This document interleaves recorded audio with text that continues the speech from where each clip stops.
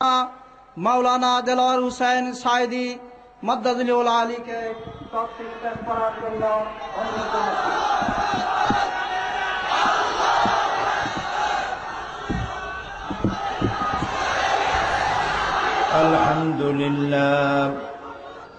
الحمد لله نحمده ونستعينه ونستغفره ونعوذ بالله من شرور أنفسنا ومن سيئات أعمالنا من يهد الله فلا مضل له ومن يضلل فلا هادي له ونشهد أن لا إله إلا الله وحده لا شريك له ونشهد أن سيدنا وحبيبنا ومولانا محمدا عبده ورسوله الذي أرسله بالحق بشيرا ونذيرا وداعيا إلى الله بإذنه وسراجا منيرا فقد قال الله تعالى في كلامه المجيد وفرقانه الحميد أعوذ بالله من الشيطان الرجيم بسم الله الرحمن الرحيم إن الله وملائكته يصلون على النبي يا أيها الذين آمنوا صلوا عليه وسلموا تسليما اللهم صل على سيدنا مولانا محمد وعلى آل سيدنا مولانا محمد اللهم صل على سيدنا مولانا محمد وعلى آل سيدنا مولانا محمد بلغ العلا بكماله كشف الدجى بجماله حسنت جميع خصاله صلوا عليه होना ये फूल तो बुलबुल का तरन्नुम भी न हो चिमने दहर में कलियों का तबस्सुम भी न हो बलगल उला कशफत दुजा बिजमालिही हसनत जमीअ खिसालिही सल्लु अलैहि सम्मानित सभापति अल आख अल हबीब हजरतुल अल्लाम मौलाना शमसुद्दीन साहेब हाफिज़हुल्लाह आजकेर महफिलेर रौनक बख्श मेहमान अजीम उस्ताजुल असातिज़ा शेखुल हदीस अल्लामा हजरत मौलाना मुफ्ती सईद अहमद साहेब अतालल्लाहु उम्रहु व बारकल्लाहु फी हयाती एखाने आरो उपस्थित रयेछेन आमार सहकर्मी बांग्लादेश जातीय संसदेर माननीय सदस्य मुहद्दिस हजरत मौलाना अबू सईद साहेब हजरात उलमाए किराम महफिले उपस्थित वीर चट्टला तथा बांग्लादेशेर विभिन्न एलाका थेके आगत प्रतिवेशी देश थेके आगत सम्मानित भाइरा পর্দার আড়ালের মা এবং বোনেরা, সুপ্রিয় সাংবাদিক বৃন্দ, আইন শৃঙ্খলায় নিয়োজিত বাহিনী, আসসালামু আলাইকুম ওয়া রাহমাতুল্লাহি ওয়া বারাকাতুহু। আমরা মহান আল্লাহ রব্বুল ইজ্জত ওয়াল জালাল তাঁর দরবারে নতশিরে শুকরগুজার হচ্ছি, যিনি চট্টগ্রাম ইসলামী সমাজ কল্যাণ পরিষদ কর্তৃক আয়োজিত ঐতিহাসিক তাফসীরুল কোরআন মাহফিলের 26তম বার্ষিকী উপলক্ষে আয়োজিত মাহফিলের চতুর্থ দিবসে আমাদেরকে উপস্থিত হওয়ার তৌফিক এনায়েত করেছেন। মনিবের দরবারে শুকরগুজার হচ্ছি, বলছি আলহামদুলিল্লাহ। রব্বানা লাকাল হামদ হামদান কাসীরান তাইয়্যিবান মুবারাকান ফীহি ইয়া রাব্বি লাকাল হামদু কামা ইয়ানবাগি লিজালালি ওয়াজহিকা ওয়া আযীমি সুলতানিকা। প্রাণ ভরে, কলিজা ভরে আমাদের মুনীব, মাওলা, খালেক, আমাদের মালিক, আমাদের রাজ্জাক, তার পবিত্র দরবারে, আলিশান দরবারে, শাহানশাহ দরবারে আমরা শুকর আদায় করে নিলাম, আলহামদুলিল্লাহ। আজকে অত্যন্ত মুগ্ধ হয়ে আমি ওয়াজ শুনতেছিলাম ওস্তাজুল আসাতিজা হযরত মাওলানা মুফতি সাঈদ আহমদ সাহেবের। আল্লাহ তাআলা তাকে হায়াতে তাইয়্যিবা সেহাতে কুল্লিয়া দান করুন। এই সব ওয়াজ শুনলে পরে ঈমান তাজা হয়ে যায়, শিরক এবং বেদাত থেকে বাঁচার জন্য মানুষ রাস্তা পেয়ে যায়। তাকে আল্লাহ তাআলা এই কথাগুলি জনতার সামনে পেশ করার জন্য আরো সুস্থ জীবন, দীর্ঘ জীবন আল্লাহ দান করুন। প্রিয় ভাই সব,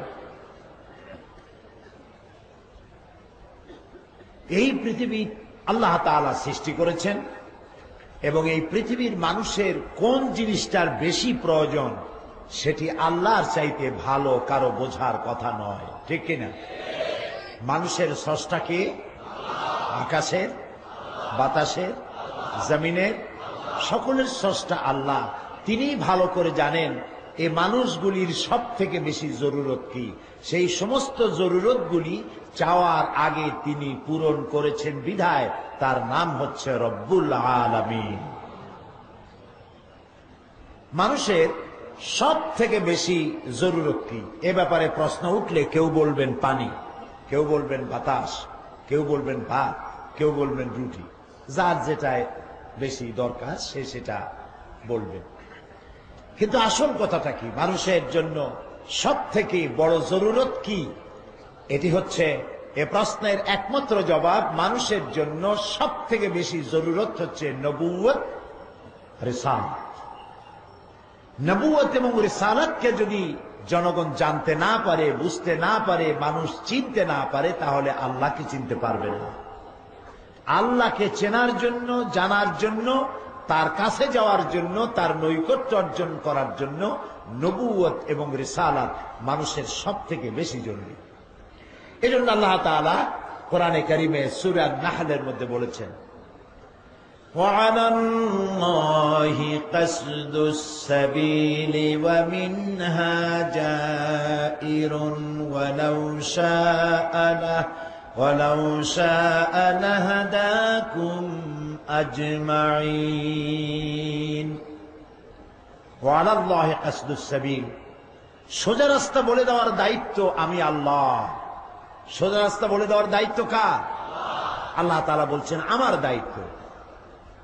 ওয়ামিনহা জাইর, যেখানে আছে বাঁকা বক্রপথ, যেখানে রয়েছে অসংখ্য বক্রপথ, সেখানে সোজা রাস্তা বলে দেওয়ার দায়িত্ব হচ্ছে আমি আল্লাহ। আর আমি যদি ইচ্ছে করতাম তাহলে সমস্ত মানব গোষ্ঠীকে হেদায়েত দিয়ে দিতে পারতাম। আল্লাহ তাআলা ভালো করে জানেন আকসারুহুম লা ইউমিনুন, অধিকাংশরাই ঈমান আনবে না। একথা কে জানে? আল্লাহ তাআলা জানেন। এই আয়াতে কারিমার মধ্যে ওয়ালাল্লাহি কাসদুস সাবিলি ওয়া মিনহা জায়রুন, ওয়ালাউ শাআ লাহাদাকুম আজমাইন, সূরা আন-নাহলের এই আয়াতের মধ্যে আল্লাহ তাআলা নবুয়ত এবং রিসালাতের ইঙ্গিত দিয়েছেন। পৃথিবীর মানুষকে পরিচালনা করার জন্য যারা যারা চেষ্টা করেছেন তাদের একদিকে রয়েছেন আম্বিয়া আলাইহিমুস সালাম, আর একদিকে রয়েছে রাজনৈতিক নেতৃবৃন্দ, দার্শনিক ইত্যাদি। তারাও মানুষের জন্য চেষ্টা করেছেন। যেমন এই পৃথিবীতে মানুষের কল্যাণের জন্য কার্ল মার্কস, মাও সেতুং,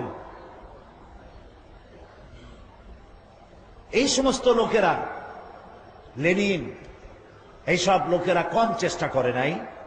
মানুষের কল্যাণের জন্য তারা কারাবরণ করেছেন, বই লিখেছেন, পালিয়ে বেড়ায়েছেন, জেল জরিমানা খেটেছেন, বহু কষ্ট তারা করেছেন।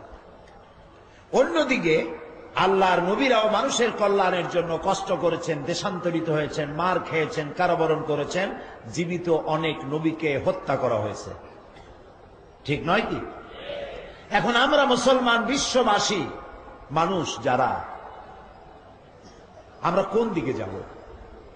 আমরা কি দার্শনিক, রাজনৈতিক নেতা এদের পেছনে দৌড়াবো, না আমাদের কল্যাণের জন্য আমরা নবীদের দিকে দৌড়াবো? কোন দিকে যাব? আমরা যদি নবীদের দিকে যাই তাহলে কেন যাব নবীদের দিকে? আর যদি রাজনৈতিক নেতা, দার্শনিকদের দিকে যদি না যাই তাহলে কেন যাব না? এটির একটি জবাব আসা দরকার। তাহলে আমরা ক্লিয়ার হতে পারবো, দ্বিধাদ্বন্দ্ব ছাড়াই আমরা যে কোনো একটা রাস্তাকে ঠিক করে নিয়ে সে রাস্তায় কল্যাণের জন্য দৌড়াতে সক্ষম হব। খুব অল্প কথার ভিতরে বিষয়টা আমি এভাবে বলতে চাই যে পৃথিবীতে রাজনৈতিক নেতৃবৃন্দ এবং দার্শনিকরা যে পথগুলি দেখিয়েছেন সেগুলি সব তাদের মন মস্তিষ্ক প্রসূত। তাদের কাছে কোনো জিবরাইল আসে নাই, ওহী আসে নাই। এটা ঠিক কিনা? এটা ঠিক কিনা? এই জন্য তাদের কথার সাথে আরেকজন, এক দার্শনিক, এক রাজনৈতিক নেতার সাথে আরেক রাজনৈতিক নেতার কোনো কথার মিল হয় নাই। এক একজন এক এক রকম বলেছেন। কেউ বলেছেন মানুষ সম্পর্কে, কেউ ধারণা করেছেন মানুষ হচ্ছে পেট সর্বস্ব জীব, পেটের সমস্যার সমাধান করলে সব সমস্যার সমাধান হয়ে যাবে। কেউ বলেছেন মানুষ সেক্স সর্বস্ব জীব, সেক্সের সমস্যার সমাধান করলেই সব সমাধান হয়ে যাবে। আবার কেউ বলেছেন মানুষ মোটে মানুষই না, মানুষ হলো বান্দর। এগুলি আপনারা নিশ্চয়ই পড়েছেন, ঠিক না ভাই? সুতরাং তারা যে এই কথাগুলি বলল, কারো কথার সাথে কারো মিল নাই। এই কথাগুলি তারা বলেছেন এই কারণে যেহেতু তাদের কাছে আসল জ্ঞান ছিল না। আসল যে জ্ঞান, সে জ্ঞানটা আল্লাহর কাছে। সেটা কার কাছে? আল্লাহর কাছে। যেমন আমি দৃষ্টান্ত দিতে গিয়ে এরকম কথাও বলি, 7 অন্ধ গেছিল হাতি দেখার জন্য। 7 অন্ধ কি দেখতে গেছে? হাতি দেখতে গেছে অন্ধতে। দেখবে কি দিয়া? কি দিয়া দেখবে? চোখ তো নাই, দেখবে কি দিয়ে? অন্ধ তো, কাজী দেখতে হবে হাত দিয়ে। এই 7 অন্ধের হাতি দেখার পর যখন তারা একত্রিত হবেন তখন হাতি সম্পর্কিত ধারণা, তাদের মত একরকম হবে কি? হবেই না। একজনে বলবে হাতি দেওয়ালের মতো, আর একজনে বলবে হাতি মূলার মতো, আর একজনে বলবে তুমি দেখছো কচু, হাতি তো আসলে কুলার মতো। কেউ বলবে হাতির দড়ির মতো, কেউ বলবে হাতি পিলারের মতো। হাতির শরীরের যে অংশ যে অন্ধ ধরেছে সে সেই কথাই সেভাবে বলবে, ঠিক না ভাই? সুতরাং এই সমস্ত দার্শনিক আর রাজনৈতিক নেতৃবৃন্দ তারা ছিল অন্ধ। কার্ল মার্কস, লেনিন, মাও সেতুং অন্ধ ছিল।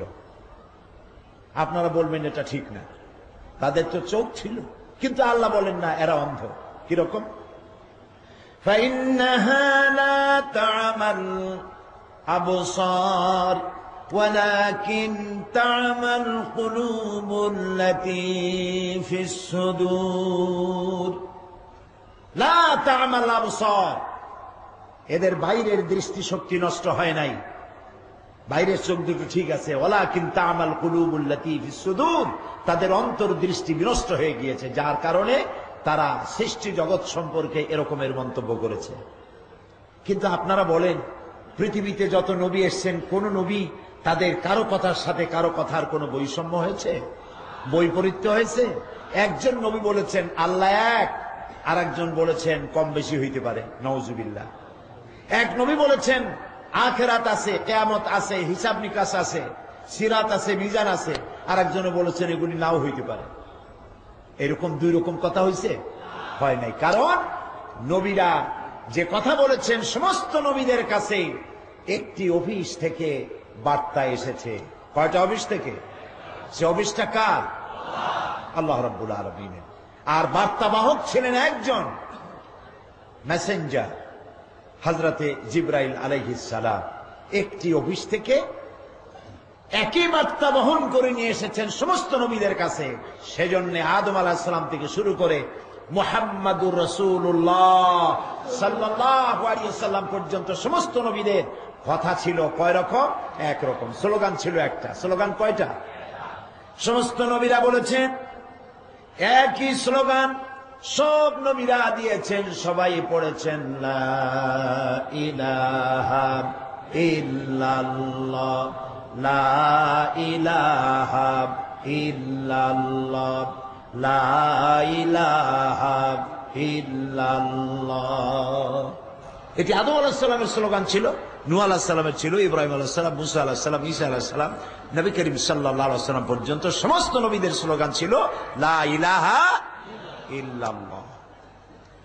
প্রিয় ভাই সব, আজকে আমাদের আলোচনার বিষয় হচ্ছে নবীদের ব্যাপারে। গতকাল পর্যন্ত আমরা যে পর্যন্ত রেখে আসছি তারপরের থেকেই আলোচনা শুরু করব। এজন্যে আসুন শয়তানের ওয়াসওয়াসা থেকে যথারীতি আল্লাহর কাছে পানাহ চেয়ে নেই। কারণ আল্লাহ যদি পানা না দেন, শুনেও শুনতে পারবো না, উপস্থিত থাকবো মাহফিলে কিন্তু মন থাকবে আর এক দেশে, হইতে পারে না? এই জন্য কোরআন শরীফ শোনার সময় শয়তানের ওয়াসওয়াসা থেকে পানাহ চেয়ে নেওয়াটাই উত্তম। আসুন আমরা পড়ি। আউযু বিল্লাহি মিনাশ শাইতানির রাজীম। বিসমিল্লাহির রহমানির রহিম।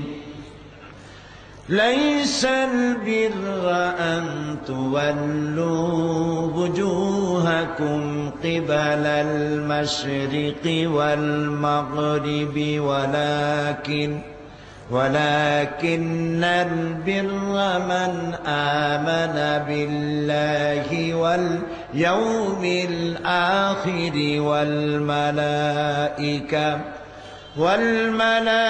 والملائكة والكتاب والنبيين।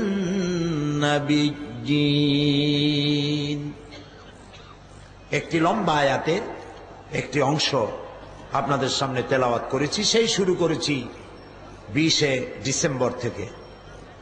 আমরা আলোচনা করে যাচ্ছি, কুল কিনারা করতে পারি নাই। কুল কিনারা করা তো সম্ভব না, কারণ আল্লাহ তাআলা বলেছেন قل لو كان البحر مدادا لكلمات ربي لنفد البحر قبل أن تنفد كلمات ربي ولو جئنا بمثله مددا। আল্লাহ রাব্বুল আলামিন বলেন, হে নবী আপনি বলুন, तमाम পৃথিবীর সমস্ত সমুদ্র আর মহাসমুদ্রের পানিগুলি যদি একত্রিত করে কালি বানানো হয়, আর তাই দিয়ে যদি আমার কালামের, আমার রবের কালেমার ব্যাখ্যা লেখা যদি শুরু হয়ে যায়, লিখতে লিখতে तमाम পৃথিবীর পানিগুলি শেষ হয়ে যাবে, আমার রবের কালেমার ব্যাখ্যা লেখা শেষ হবে না। এই বিশাল আজিম কিতাব আল্লাহ তাআলা আমাদের দান করছেন। কেন? হুদাল লিন্নাস, হাদা বায়ানুল লিন্নাস। আজকের মাহফিলে যে সব অমুসলিম ভাইয়েরা এসেছেন, হিন্দু, বৌদ্ধ, খ্রিস্টান, উপজাতীয়, আমরা তাফসীরুল কোরআন মাহফিল থেকে তাদেরকে মোবারকবাদ জানাচ্ছি, সাধুবাদ জানাচ্ছি, সুস্বাগতম বলছি, ওয়েলকাম বলছি। কারণ কোরআন শুধু আমাদের জন্য নয়, কোরআন শুধু মুসলমানদের জন্য নয়, কোরআন গোটা বিশ্ববাসীর জন্য। সুবহানাল্লাহ, সকলের জন্য কোরআন উন্মুক্ত। এই কোরআনে কারীমের মধ্যে আল্লাহ তাআলা বলছেন, সূরা আল বাকারা 177 নম্বর আয়াত, আল্লাহ তাআলা বলছেন, লাইসাল বিররা আন তুওয়াল্লু বুজুহাকুম কিবালাল মাশরিকি ওয়াল মাগরিব। পূর্ব আর পশ্চিমে কতটা মুখ ঘুরালে তুমি পূর্ব দিকে বা পশ্চিম দিকে, এরই মধ্যে কল্যাণ নিহিত নয়।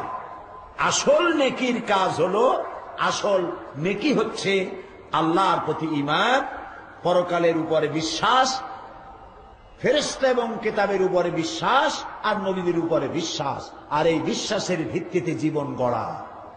আমরা বিশ্বাস একটা করি কিন্তু জীবনটা সেভাবে গড়ি না। এ কথা ঠিক কিনা? বিশ্বাস করি সাহায্য করতে পারেন আল্লাহ, তারপরেও হযরত মাওলানা মুফতি সাঈদ আহমদ সাহেব যে কথাগুলি বলেছেন, কত বাস্তব। আল্লাহরে থুইয়া আমরা কবরের কাছে গিয়ে হাজির হই, ইয়া খাজা বাবা মেরা মতলব কো পুরা কর দে। তাহলে বিশ্বাস করছিলাম একটা, করলাম গিয়ে আর একটা, ঠিক কিনা? এটাই হচ্ছে আমাদের সমস্যা। এই জন্য আল্লাহ তাআলা বলছেন, পূর্ব আর পশ্চিমে কত মাথা ঘুরাইছো, কতবার সেজদা দিয়েছো, এইটি মূল ব্যাপার না। আসল ব্যাপারটাই হলো আল্লাহর প্রতি ঈমান, পরকালে বিশ্বাস। এগুলির ব্যাখ্যা অল্প করে হলো প্রত্যেক দিন কিছু কিছু ব্যাখ্যা আপনাদের সামনে আমরা দেওয়ার চেষ্টা করেছি। যেগুলির কথা বলেছি আল্লাহ তা আমাকে আমল করার তৌফিক দিন, আর যারা শুনেছেন আল্লাহ তাদেরকে আমল করার তৌফিক দান করুন। আজকে আলোচনা হবে নবীদের প্রতি ঈমান, নবীদের প্রতি, আম্বিয়া আলাইহিমুস সালাম, তাদের প্রতি ঈমান। এই পৃথিবীতে আল্লাহ তাআলা নবী পাঠায় দিয়ে সব থেকে বড় ইহসান করেছেন আমাদের প্রতি, আলহামদুলিল্লাহ বলেন।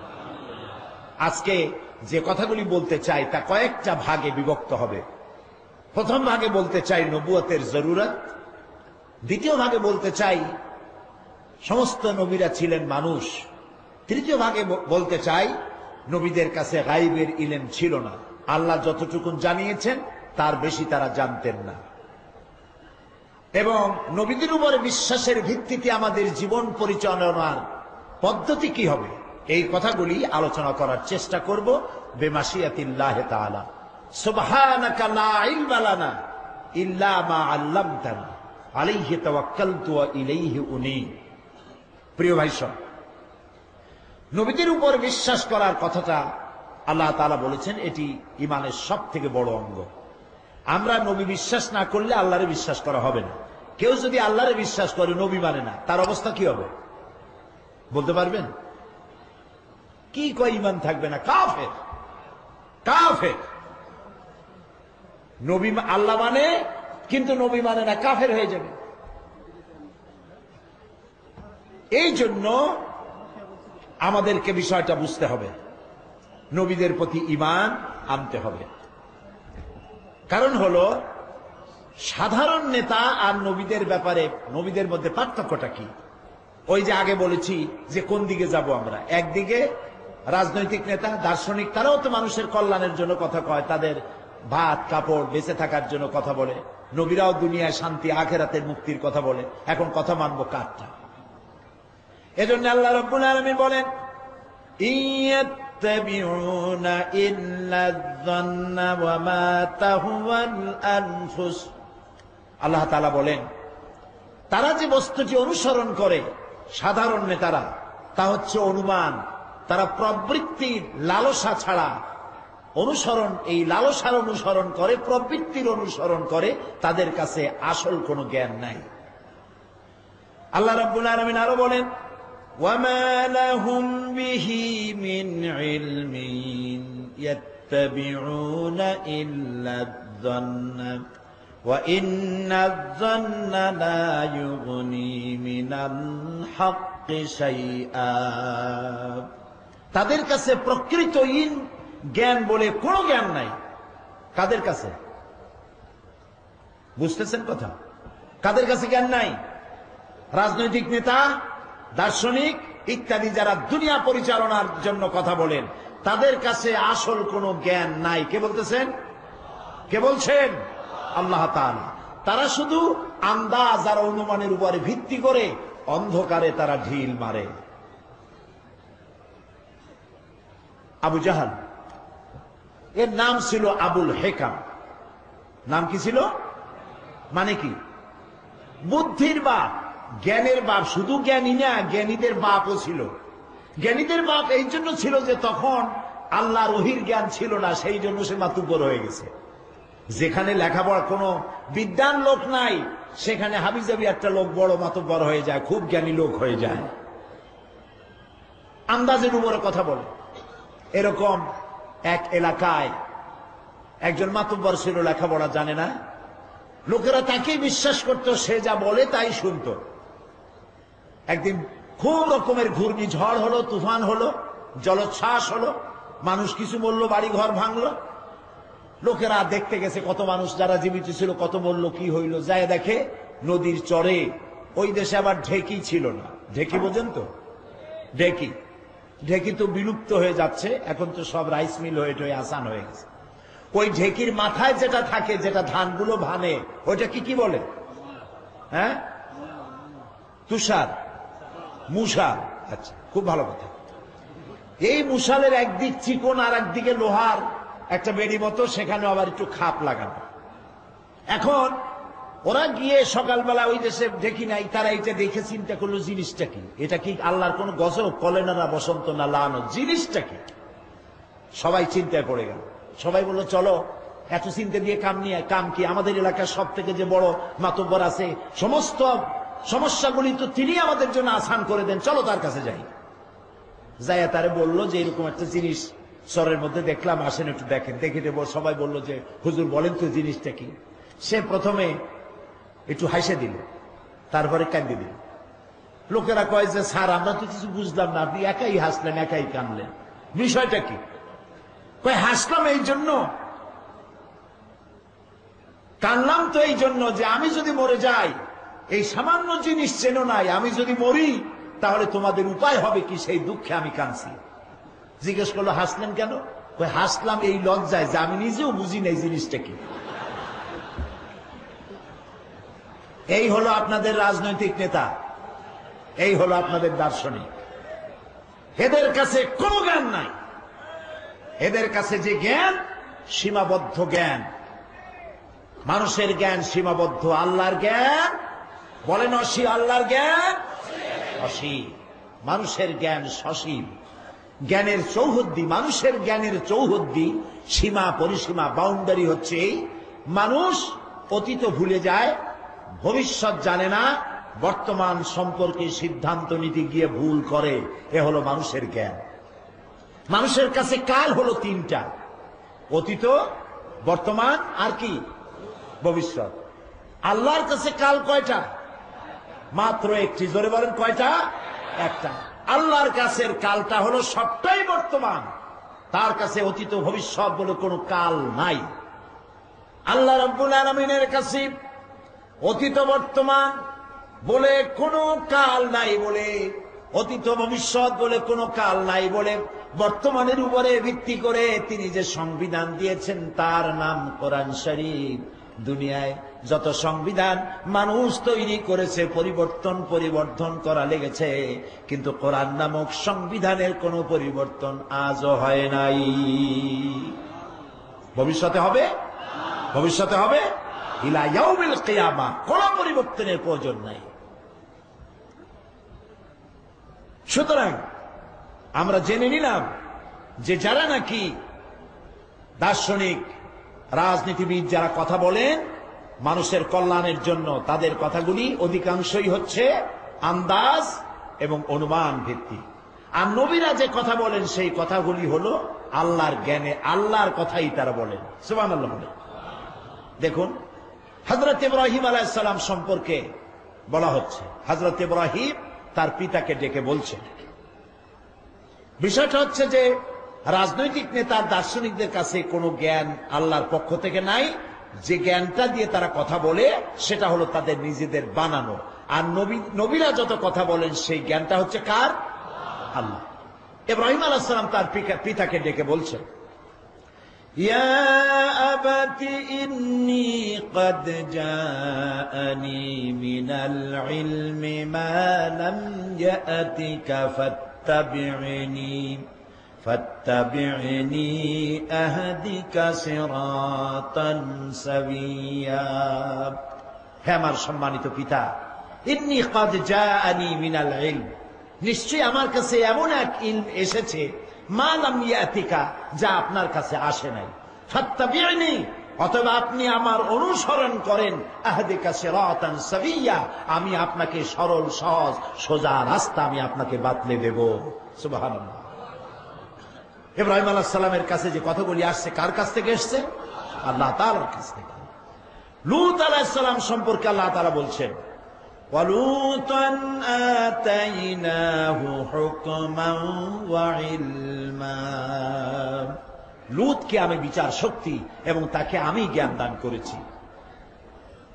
হযরত মূসা আলাইহিস সালাম সম্পর্কে আল্লাহ বলেন, ওয়ালাম্মা বালাগা শুদ্দাহু ওয়াস্তাওয়া আতাইনাহু হুকমান ওয়া ইলমা, তিনি যখন পূর্ণ যৌবনকালে পৌঁছে গিয়েছেন, উপনীত হন, তখন যখন পূর্ণাঙ্গ মানব হয়ে উঠলেন, তখন আল্লাহ তাআলা তাকে বিচার শক্তি এবং জ্ঞান দান করলেন।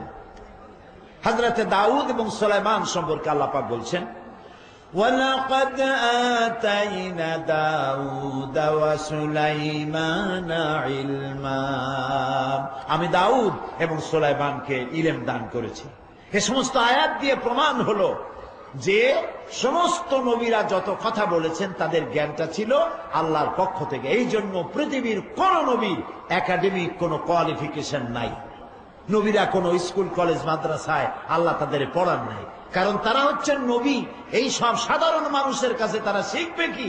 এই জন্য নবীদের ওস্তাদকে বলে, নবীদের শিক্ষককে স্বয়ং আল্লাহ রাব্বুল আলামিন, তিনি তাদেরকে শিক্ষা দিয়েছেন। নবী করিম সাল্লাল্লাহু আলাইহি ওয়াসাল্লাম সম্পর্কে আল্লাহ তাআলা বলেছেন, মা ইয়ানতিকু আনিল হাওয়া ইন হুয়া ইল্লা ওয়াহয়ুন ইউহা, আমার নবী নফসকে, প্রবৃত্তিকে অনুসরণ করে কোনো কথা বলেন না, তিনি যা বলেন সব হচ্ছে ওহী। আমি যা বলতে বলি সেটাই তিনি বলেন। কোরআনের নামে নবী যা বলেছেন সবকিছু আল্লাহর কথা, এর মধ্যে নবীর কথা আদৌ নাই।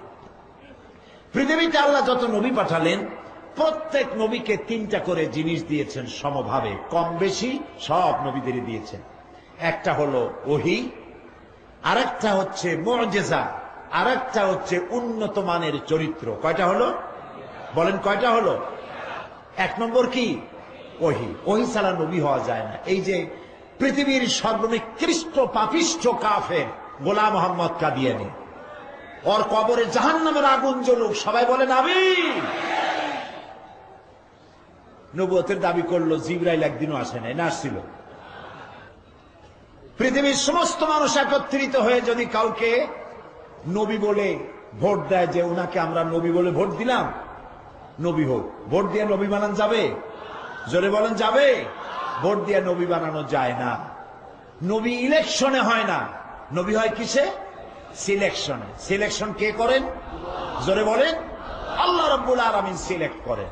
এবং এই সিলেকশন করতে গিয়ে 40 বছরের একটা লোককে রাস্তা থেকে ধরে নিয়ে নবুয়ত দেন না, বরং যাকে নবী বানাবেন আলমে আরওয়াহ থেকে আল্লাহ তাআলা তাকে টার্গেটে নেন এবং দুনিয়ায় পাঠাবার পর আপন কুদরতি নিজাম দিয়ে তাকে পরিচালনা করে 40 বছর বয়সের সময় নবুয়তের মর্যাদা দিয়ে অভিষিক্ত করে দেন। পরিকল্পনা ভিত্তিক। এখানে পরিকল্পনা কার? আল্লাহ রাব্বুল আলামিনের পরিকল্পনায় কাজ করে। তো প্রত্যেক নবীকে আল্লাহ তাআলা তিনটি জিনিস দিয়েছেন। একটি হচ্ছে ওহী, আরেকটি হচ্ছে মুআজিজা। ওহী ছাড়া নবী হওয়া যায় না। মুআজিজা কি? মুআজিজা হচ্ছে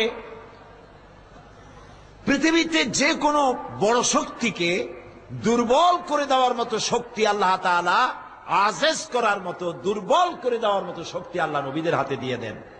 যেমন মূসা আলাইহিস সালামের মুআজিজা ছিল তার হাতের লাঠি। আল্লাহ রাব্বুল আলামিন বলেন, ওয়ামা তিলকা বিয়ামিনিকা ইয়া মূসা, মূসা রে তোমার হাতে, ডান হাতে ওটা কি? তিনি বললেন এটি হচ্ছে একটি লাঠি। আরো অনেক লম্বা জবাব দিলেন। আল্লাহ তাআলা বললেন লাঠিটারে ফেলে দাও। লাঠি ফেলে দেওয়া হলো। লাঠি কি হয়ে গেল? সাফ হয়ে গেল। এটা ছিল তার মুজিজা। ওই সময় ছিল জাদুর প্রভাব। মুসা আলাইহিস সালাম লাঠি যখন ছেড়ে দিয়েছেন, সাফ হয়ে গেছে। জাদুকরদের তৈরি করা সব বাঘ আর সিংহ সর্পগুলিকে মুসা আলাইহিস সালামের লাঠি সাফ হয়ে খেয়ে ফেলে দিল। এটা হলো মুজিজা, শক্তিকে দুর্বল করে দিল। দাউদ আলাইহিস সালামের মুজিজা ছিল তিনি তিনি কর্মকার ছিলেন, অস্ত্র নির্মাণ করতেন। লোহা ধরে হাতের ভিতরে ধরে চাপ দিতেন, লোহা গলে পানি হয়ে হাতের কর দিয়ে পড়ে যেত। যেমন ইচ্ছা তেমন তিনি সুন্দর করে অস্ত্র নির্মাণ করতেন। তার আরেকটি মুজিজা ছিল আল্লাহর পক্ষ থেকে, তার গলার আওয়াজ এত সুন্দর আল্লাহ করেছিলেন। তিনি যখন জাবুর শরীফ তেলাওয়াত করতেন, উড়ন্ত পাখিগুলো ওড়া বন্ধ করে তার চতুর্পাশে বসে আল্লাহর কালাম শুনত। সুলাইমান আলাইহিস সালাম, আল্লাহ রাব্বুল আলামিন তাকে যে মুজিজা দিলেন সেটা হলো সিংহাসনের উপরে বসা থাকতেন। সকাল বেলায় এই সিংহাসন তাকে নিয়ে বিনা ইঞ্জিনে বিনা মেশিনে মহাশূন্যের উপর থেকে উড়ে 1 মাসের পথ অতিক্রম করত। আবার বিকেল বেলায় 1 মাসের পর পথ অতিক্রম করে আপন জায়গায় ফিরে আসতেন। ঈসা আলাইহিস সালামের মুজিজা ছিল জন্মান্ধের চোখের উপরে হাত বুলিয়ে দিতেন, জন্মান্ধ ভালো হয়ে যেত। কুষ্ঠব্যাধিগ্রস্ত রোগীর গায়ে হাত দিতেন, শরীর ভালো হয়ে যেত। দুনিয়ার নবীরা ইন্তেকাল করলেন, মুজিজা কেউ সাথে নিয়ে যান নাই, মুজিজা রেখে গেছেন। মুসা আলাইহিস সালাম মারা গেলেন, লাঠি তিনি কবরে নিয়ে যান নাই, কিন্তু তার ইন্তেকালের পরে তার উম্মতেরা একদিনের জন্য লাঠিটারে আর সাপ বানাইতে পারে নাই। দাউদ আলাইহিস সালাম ইন্তেকাল করেছেন, তার লোহাগুলিকে আর কেউ হাতের মুঠায় পরে নরম বানাতে পারে নাই। সুলাইমান আলাইহিস সালাম ইন্তেকাল করেছেন, তার সিংহাসনকে তার উম্মতেরা 1 সেকেন্ডের জন্য আর বাতাসে উড়াতে পারে নাই। ঈসা আলাইহিস সালামকে আল্লাহ পাক আকাশে তুলে নিয়েছেন, তার উম্মতেরা একদিনের জন্য কোন অন্ধ মানুষের চোখে হাত বুলাইয়া ভালো বানাইতে পারে নাই। তার মানে হলো পৃথিবীর সব নবীরা ইন্তেকাল করেছেন, মুজিজার সাথে সাথে মুজিজার কার্যকারিতা শেষ হয়ে গেছে। কিন্তু আপনার আমার নবী, বিশ্ব নবী মুহাম্মদুর রাসূলুল্লাহ সাল্লাল্লাহু আলাইহি ওয়াসাল্লাম, তার জীবনে হাজার হাজার মুজিজা সংগঠিত হয়েছিল। রাসূলের মুজিজার শ্রেষ্ঠ মুজিজা হচ্ছে কোরআন শরীফ। আল্লাহ নবী দুনিয়া থেকে বিদায় হয়ে গেছেন, কোরআন শরীফ অকাজে থাকে নাই, নিষ্ক্রিয় হয়ে যায় নাই। আল্লাহ নবীর জীবনের শ্রেষ্ঠ মুজিজা কোরআন এখনো মানুষ শোনে, বোঝে না, তার উপরেও চোখ দিয়া পানি পড়তে থাকে। কোরআনের আলোচনা মানুষেরা শোনে, বাপদাদার ধর্ম পরিত্যাগ করে পড়ে ফেলে লা ইলাহা ইল্লাল্লাহু মুহাম্মাদুর রাসূলুল্লাহ। 3টি জিনিস নবীদেরকে দেওয়া হয়েছে, ওহী, মুজিজা আর উন্নত চরিত্র। উন্নত চরিত্র নবীদের কপালে লেখা থাকে না উনি নবী, নবীর প্রমাণ হয় তার চরিত্র দিয়ে। সুবহানাল্লাহ। সাধারণ মানুষেরা দেখে বুঝতে পারে যে ইনি কোন সাধারণ মানুষ নন, ইনি আল্লাহর নবী, একথা বুঝতে পারে। তার চরিত্র, তার ব্যবহার দিয়ে পার্থক্য সূচিত হয় তিনি আল্লাহর নবী। এখন এই নবীদের উপরে নবুয়তের বিশ্বাসের অনিবার্য ফল শুধু ঈমান এবং ইবাদতের ব্যাপারই নয়, বরং জীবনের সকল বাস্তব ক্ষেত্রে আল্লাহর নবীর পথ অনুসরণ করতে হবে। আমরা সব নবীদের অনুসরণ করব, বিশ্বাস করব, সমস্ত নবীদের উপরে ঈমান আনব, কিন্তু আনুগত্য করব, অনুসরণ করব কেবলমাত্র একজনের। তার নাম কি? মুহাম্মদুর রাসূলুল্লাহ সাল্লাল্লাহু আলাইহি ওয়াসাল্লাম। আল্লাহ রাব্বুল আলামিন বলেন, ওয়া মা আরসালনা মির রাসূলিন ইল্লা লিয়ুতাআ বিইযনিল্লাহ। আমি যে নবী পাঠিয়েছি কেবল আল্লাহর নির্দেশে তার আনুগত্য করার জন্যই পাঠিয়েছি। কে বলতেছেন? আল্লাহ তাআলা।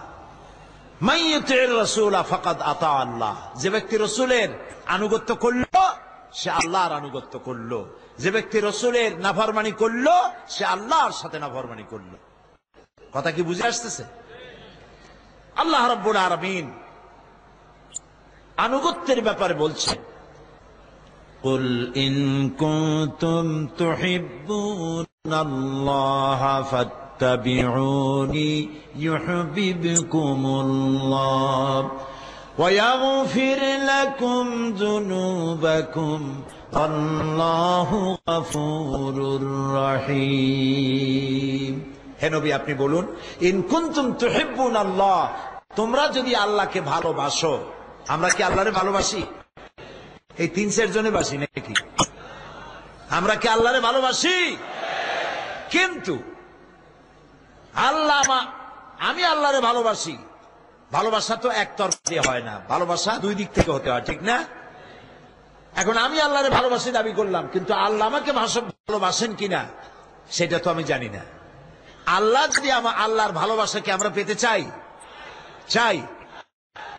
আল্লাহ রাব্বুল আলামিন বলেন, নবী আপনি বলুন, তোমরা যদি আল্লাহকে ভালোবাসো তাহলে ফাত্তাবিউনি, আমার অনুসরণ করো, আমার অনুকরণ করো, ইউহিব্বুকুমুল্লাহ, তাহলে আল্লাহ রাব্বুল আলামিন তোমাদের ভালোবাসবেন। সুবহানাল্লাহ বলতে ইচ্ছে করে না? আল্লাহর ভালোবাসা যদি পাইতে চাই তাহলে কি করতে হবে? রাসূলের আনুগত্য এবং অনুসরণ করতে হবে।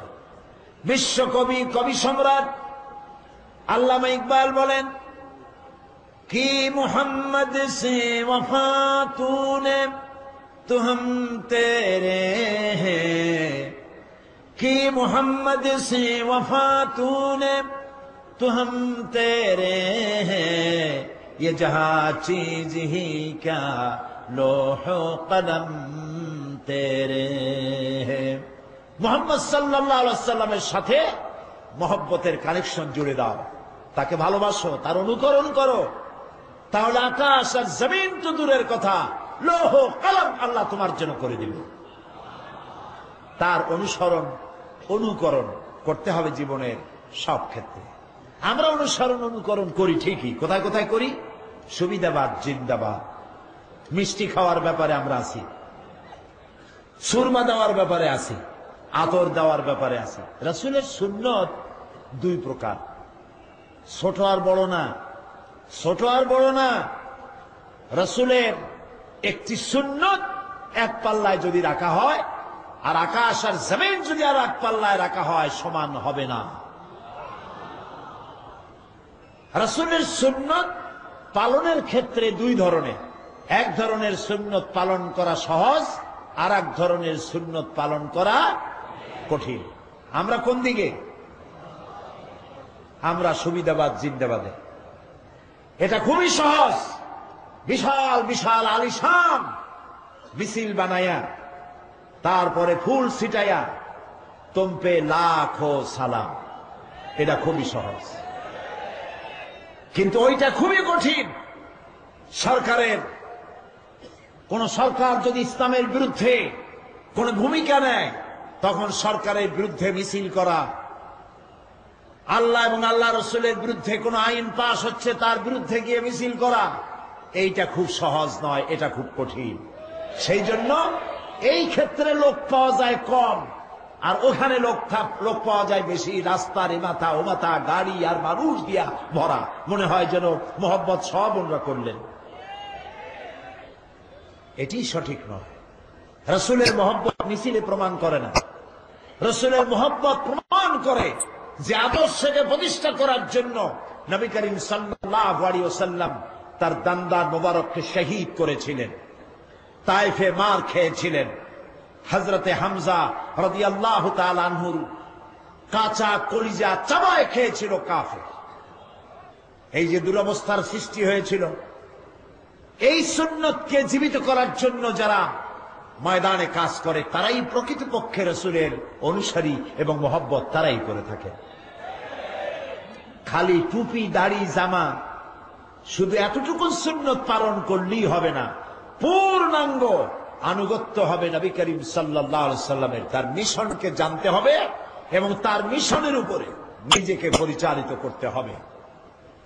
রাসূলুল্লাহ বলেন সাল্লাল্লাহু আলাইহি ওয়াসাল্লাম, তিনি আল্লাহ তাআলা তাকে ক্ষমতা দিয়েছিলেন, একদিকে নবী আর একদিকে রাষ্ট্র শাসক।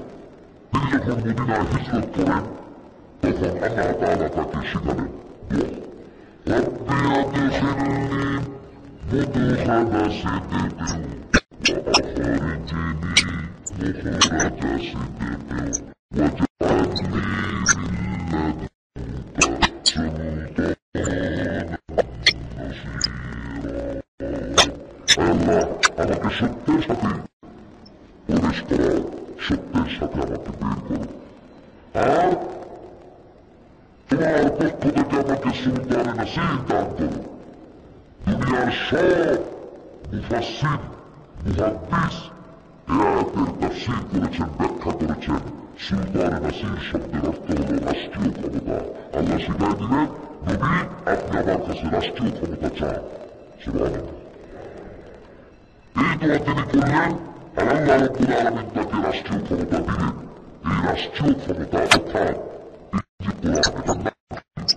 কোরআন শরীফ দেখাতে পারে না, নিজে নিজে রং দেখাতে পারে না, কোরআন হাত পারে না, কোরআন চলতে পারে না। কোরআন নিজে না করে রাষ্ট্র যদি কোরআনের সহযোগিতা করে তাহলে কোরআন তার রং দেখাইতে পারে। এই জন্য মক্কা জিন্দেগিতে 13 বছর ধরে কোরআন নাযিল হচ্ছিল, করিম সাল্লাল্লাহু আলাইহি ওয়াসাল্লাম কোরআনের রং দেখাইতে পারেন নাই। মদিনায় গেলেন, রাষ্ট্রীয় ক্ষমতা হাতে পেলেন, কোরআনের রং দেখানো শুরু হলো। যে ঘরের মধ্যে মূর্তি ছিল 360টি, তার একটিও ছিল না। সুদ বন্ধ হলো, ঘুষ বন্ধ হলো, জেনা বন্ধ হলো, সব কিছুকে বন্ধ করে দিয়ে তিনি কোরআনের আইন চালু করে দিলেন। কোরআনের শাসন শুরু হলো, চুরি বন্ধ, ডাকাতি বন্ধ, মানুষ দরজা খুলে ঘুমাবার সুযোগ পেল। সুবহানাল্লাহ। নবীর প্রতি বিশ্বাসের এটা নয়। রবিউল আউয়াল মাস আসলেই আমরা আসি, ইয়া নবী সালাম আলাইকা, ইয়া রাসূল সালাম আলাইকা, তারপর গরম গরম রসগোল্লা ভাতখানায় আপনাকে আর কত মহব্বত করবো। দেখেন, আপনার ভালোবাসায় আমার শহরের সব মিষ্টি আমরা খেয়ে ফেলেছি। রবিউল আউয়াল মাস চলে গেল, রসুলের কথা মনে থাকবে না। এটা ঠিক কিনা বলুন? আমাদের আচরণটা এটাই প্রমাণ করে কিনা? এটাই প্রমাণ করছে। নবী করিম সাল্লাল্লাহু আলাইহি ওয়াসাল্লামকে ভালোবাসার অর্থই হল তাকে অনুসরণ করা, অনুকরণ করা, তিনি যা যা করেছেন সেটা করা। এইখানে সব থেকে বড় সর্বনাশ করেছে ধর্মনিরপেক্ষ মতবাদে আদর্শ নিয়ে। গতকালও আমি এই কথাটি আপনাদের সামনে কিছুটা আলোচ করেছিলাম। আমি আবারও বলি, আমার এই কথার মধ্যে কোন স্বার্থপরতা নাই। আল্লাহর জন্য বলি, আল্লাহ রাসূলের জন্য বলি। ধর্মনিরপেক্ষ মতবাদে যারা বিশ্বাসী, আল্লাহর হস্তে এই দল আপনারা পরিত্যাগ করুন। কারণ হল পৃথিবীর একজন নবীও ধর্মের ব্যাপারে নিরপেক্ষ ছিলেন না। পার্লামেন্টে একজন মুরব্বী রাজনীতিক, কোন দলের তা বলুন, দাঁড়িয়ে আছেন, বসছেন, তাকে আমি এই কথা নিয়ে আলোচনা করতেছিলাম যে আপনারা যদি এই জিনিসটা ছেড়ে দিতেন তাহলে ভালো কাজ করতেন, ধর্মনিরপেক্ষ মতবাদটা যদি ছাড়তেন। তিনি আবার বললেন যে বলেন কি ধর্মনিরপেক্ষ মতবাদ ছাড়বো কেন? আল্লাহ নিজে তো ধর্মনিরপেক্ষ। চিন্তা করলাম দাড়িগুলো পাকছে, কোরআন সম্পর্কে এক পয়সাও জ্ঞান নেই। হায়রে পোড়া কপাল, আমি শুনাইলাম আপনি বলতেছেন আল্লাহ নিজে ধর্মনিরপেক্ষ। আল্লাহ সেই ধর্মের পক্ষে কি আছে? আল্লাহ নিজে বলছেন ইন্নাদ দীনা ইনদাল্লাহিল ইসলাম,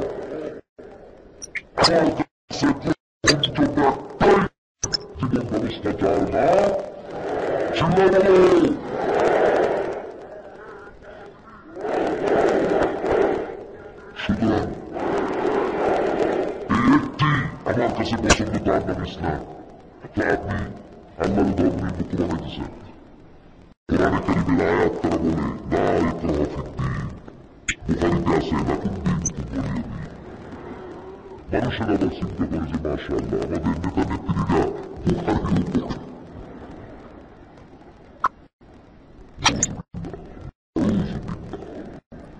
আমি আপনাদেরকে বিনীতভাবে অনুরোধ করি, বিশ্বাস করুন কোরআন আমার সামনে ধর্ম নিরপেক্ষ মতবাদ দুনিয়ার সব আলেমদের দৃষ্টিতে একটি সুস্পষ্ট কমরি মতবাদ। أفتؤمنون ببعض الكتاب وتكفرون ببعض। আল্লাহ তাআলা কোরআনে কারিমে বলেছেন কোরআনের কিছু কথাকে তোমরা মানবা আর কিছুকে করবে অস্বীকার। এটা যদি করো সবাই এমন কাজ করবে তাদের এই ছাড়া আর কি শাস্তি হবে যে তাদেরকে আমি পৃথিবীতে লাঞ্ছনার জীবন দেব আর কিয়ামতে কঠিন শাস্তি আমি তাদেরকে দেব। সূরা বাকারার মধ্যে আল্লাহ বলেছেন, কে বলেছেন? এখন ধর্মনিরপেক্ষবাদীরা কি করে দেখেন, তারা কোরআনের কিছু বিশ্বাস করে আর অনেকটা বিশ্বাস করে না। কিরকম? দৃষ্টান্ত দিলে বুঝে আসবে। তারা কোরআন থেকে নামাজ মানে, কোরআনের রোজা মানে, কোরআনের হজ মানে, কোরআনের যাকাত মানে, কিন্তু বিচার ফয়সালা কোরআন থেকে মানতে রাজি না। কোর্ট কাছারি আদালতে কোরআনের আইন মানতে রাজি না। আর রাজি না বলে তাদের আমলে হাইকোর্ট দিয়ে ফতোয়ার বিরুদ্ধে রায় ঘোষণা করা হয়েছিল এবং যে কোরআন না এর রায় দিয়েছিল তাকে প্রমোশন দিয়েছিল তারা। ভাইসাব ইসলামের বিরুদ্ধে কথা বলে পুরস্কার পায় তাদের কাছ থেকে। যে কবিতার মধ্যে লিখল, যখন ফজরের আজান শুনি মনে হয় যেন বেশ্যা তার খরিদ্দার ডাকতেছে। এরকম কবিরে তাদের আমলে তারা রাষ্ট্রীয় পুরস্কার দিয়েছে। দেখেন তাদের সাথে তারা দেশের যত নাস্তিক, যত মুরতাদ, যত বাদ, যত আল্লাহ বিরোধী, রসুল বিরোধী সব তাদের কাছে।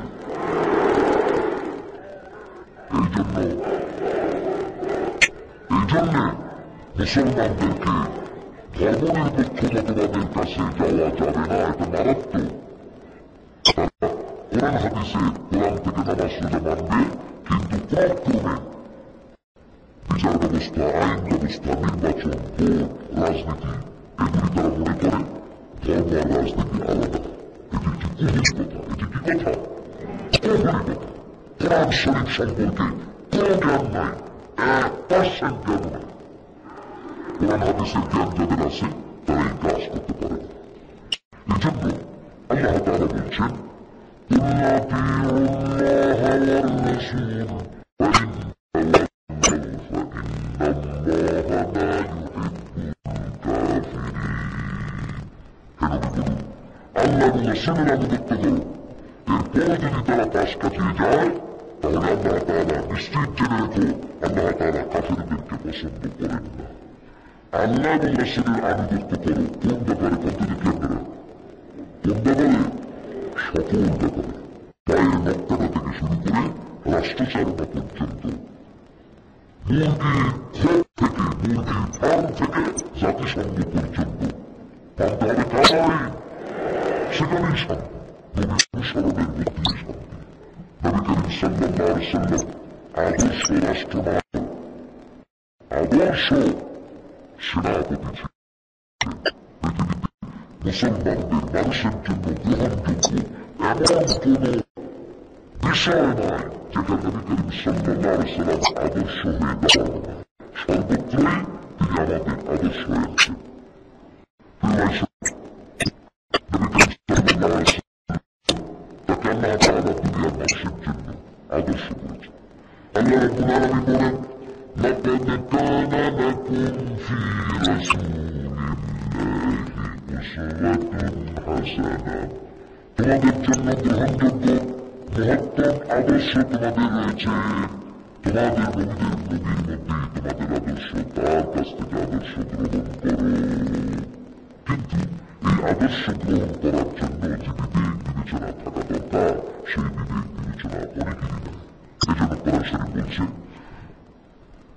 ولقد ذرأنا لجهنم كثيرا من الجن والإنس لهم قلوب لا يفقهون بها ولهم أعين لا يبصرون بها ولهم آذان لا يسمعون بها أولئك كالأنعام بل هم أضل أولئك هم الغافلون ولقد جرأنا لجهنم كثيرا من الجن والإنس মানুষের মধ্যে রেডিমেড অনেক বেশ কিছু লোক জাহান্নামের জন্য তৈরি হয়ে গেছে মানুষের মধ্যে আর জেনের মধ্যে।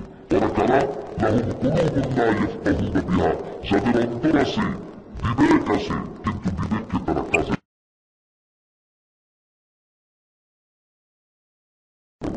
এই যে কোরআন হাদিস দিয়ে কথা বলা হয় এই কথা বিশ্বাস হয় না। কোথাকার নেতাকে এসে বললো ভাইয়ের আমার বোনের আমার চলেন আমরা এইদিকে যাই দিবস এইদিকে দূর কিছু চিন্তাও করলো না যে আমার নেতা তো কোরআন দিয়ে বলেন কোরআনের দলিল নেই হাদিসের দলিল নেই যা করলো দাঁড়াইয়া আর তার পিছনে দৌড়াইল যেটাকে বলা হয় বক্তানি তকবাও ভেড়ার পালের মতো দৌড়বে না।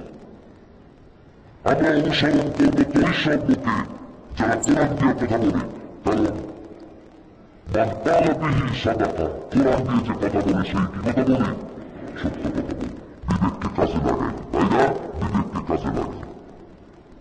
তাদেরকে আমি চোখ দিয়েছি সব দেখলো কিন্তু আমার সৃষ্টি জগৎ দেখে আমার সামনে মাথা নত করতে পারল না। তাদের কান দিলাম এই কান দিয়ে তারা সব শুনলো কিন্তু হকের আওয়াজ শুনে বুঝে হকের উপরে চলার কৌফিক পেল না। উলাইকা কাল-আনআম, এরা হলো কিসের মতো চতুষ্পদ জানোয়ার পশুর মতো। আল্লাহ পালবো আমার জানোয়ার চাইতে নিকৃষ্ট নাউযু বিল্লাহ। উলাইকা হুমুল গাফিলুন, এরা হলো সব থেকে গাফিল। সেই জন্য বিবেক বুদ্ধিকে কাজে লাগাতে হবে। নবী করিম সাল্লাল্লাহু আলাইহি ওয়াসাল্লামের পূর্ণাঙ্গ অনুসরণ করতে হবে। একটু আধটু নয়। সূরা আহজাবে আল্লাহ বলছেন ওয়ামা কানা লিমুমিনিন ওয়ালা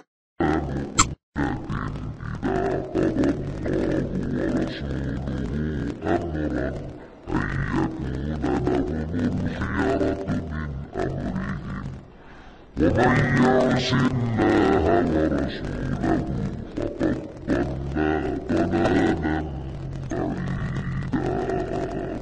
কোন মুমিন পুরুষ এবং কোন মুমিন নারীর পক্ষে এটা স্মরণীয় নয় যে আল্লাহ এবং তার রাসূল কোন ব্যাপারে সিদ্ধান্ত করেছেন, আল্লাহ এবং রাসূল ফয়সালা দেওয়ার পরে কোন মুমিন পুরুষ আর নারীর জন্য জায়েজ নয় যে তারা অবাধ্য হবে অথবা নিজের কোনো মত সেখানে পেশ করবে। আল্লাহ এবং রাসূল যা বলেছেন তার সামনে মাথা নত করে দিতে হবে। একজন মুসলমান এসে হযরত ওমর রাদিয়াল্লাহু তাআলা আনহুর কাছে এসে বলেছিলেন, আমির তার কাছে এসে বলছেন যে আমি আপনার কাছে একটি লিটারের পানি করতে আসছি। তিনি বলেন সানি করতে আসছো, প্রথমবার কার কাছে গিয়েছিলেন? কাজী নবী করিম সাল্লাল্লাহু আলাইহি ওয়াসাল্লামের কাছে গিয়েছিলেন। আশ্চর্য কথা, নবী বিচার করেছে তারপর আমার কাছে আসছো। লোকটি বলল দেখেন এক ইহুদি আমার বিরুদ্ধে নালিশ করেছে, নবী করিম সাল্লাল্লাহু আলাইহি ওয়াসাল্লাম সাক্ষ্য প্রমাণ দিয়া আমার উপরে আমার বিরুদ্ধে রায় দিলেন, ইহুদির পক্ষে রায় দিলেন। অথচ আমি নামাজ পড়ি, আমি সাল্লাল্লাহু দিই, জিহাদে যাই, আমার বিরুদ্ধে মামলাটা রায় হয়ে গেল। এটা স্বামী আপনি করবেন, হযরত ওমর বললেন আমি তোমার বিচারে স্বামী করতেছি। তিনি ঘরের মধ্যে চলে গেলেন, খামের মধ্যে থেকে একটা তরবারি নিয়ে এসে তরবারি বার করলেন এবং এই তরবারি বার করে তিনি বললেন শোনো আল্লাহর বান্দা, যে ব্যক্তি রাসূল করিম সাল্লাল্লাহু আলাইহি ওয়াসাল্লামের ফয়সালা করার পর সিদ্ধান্ত দেওয়ার পর সেই সিদ্ধান্তে রাজি হতে পারে না, স্বামী করতে আসে ওর স্বামী এইরকম করে দিতে হয়।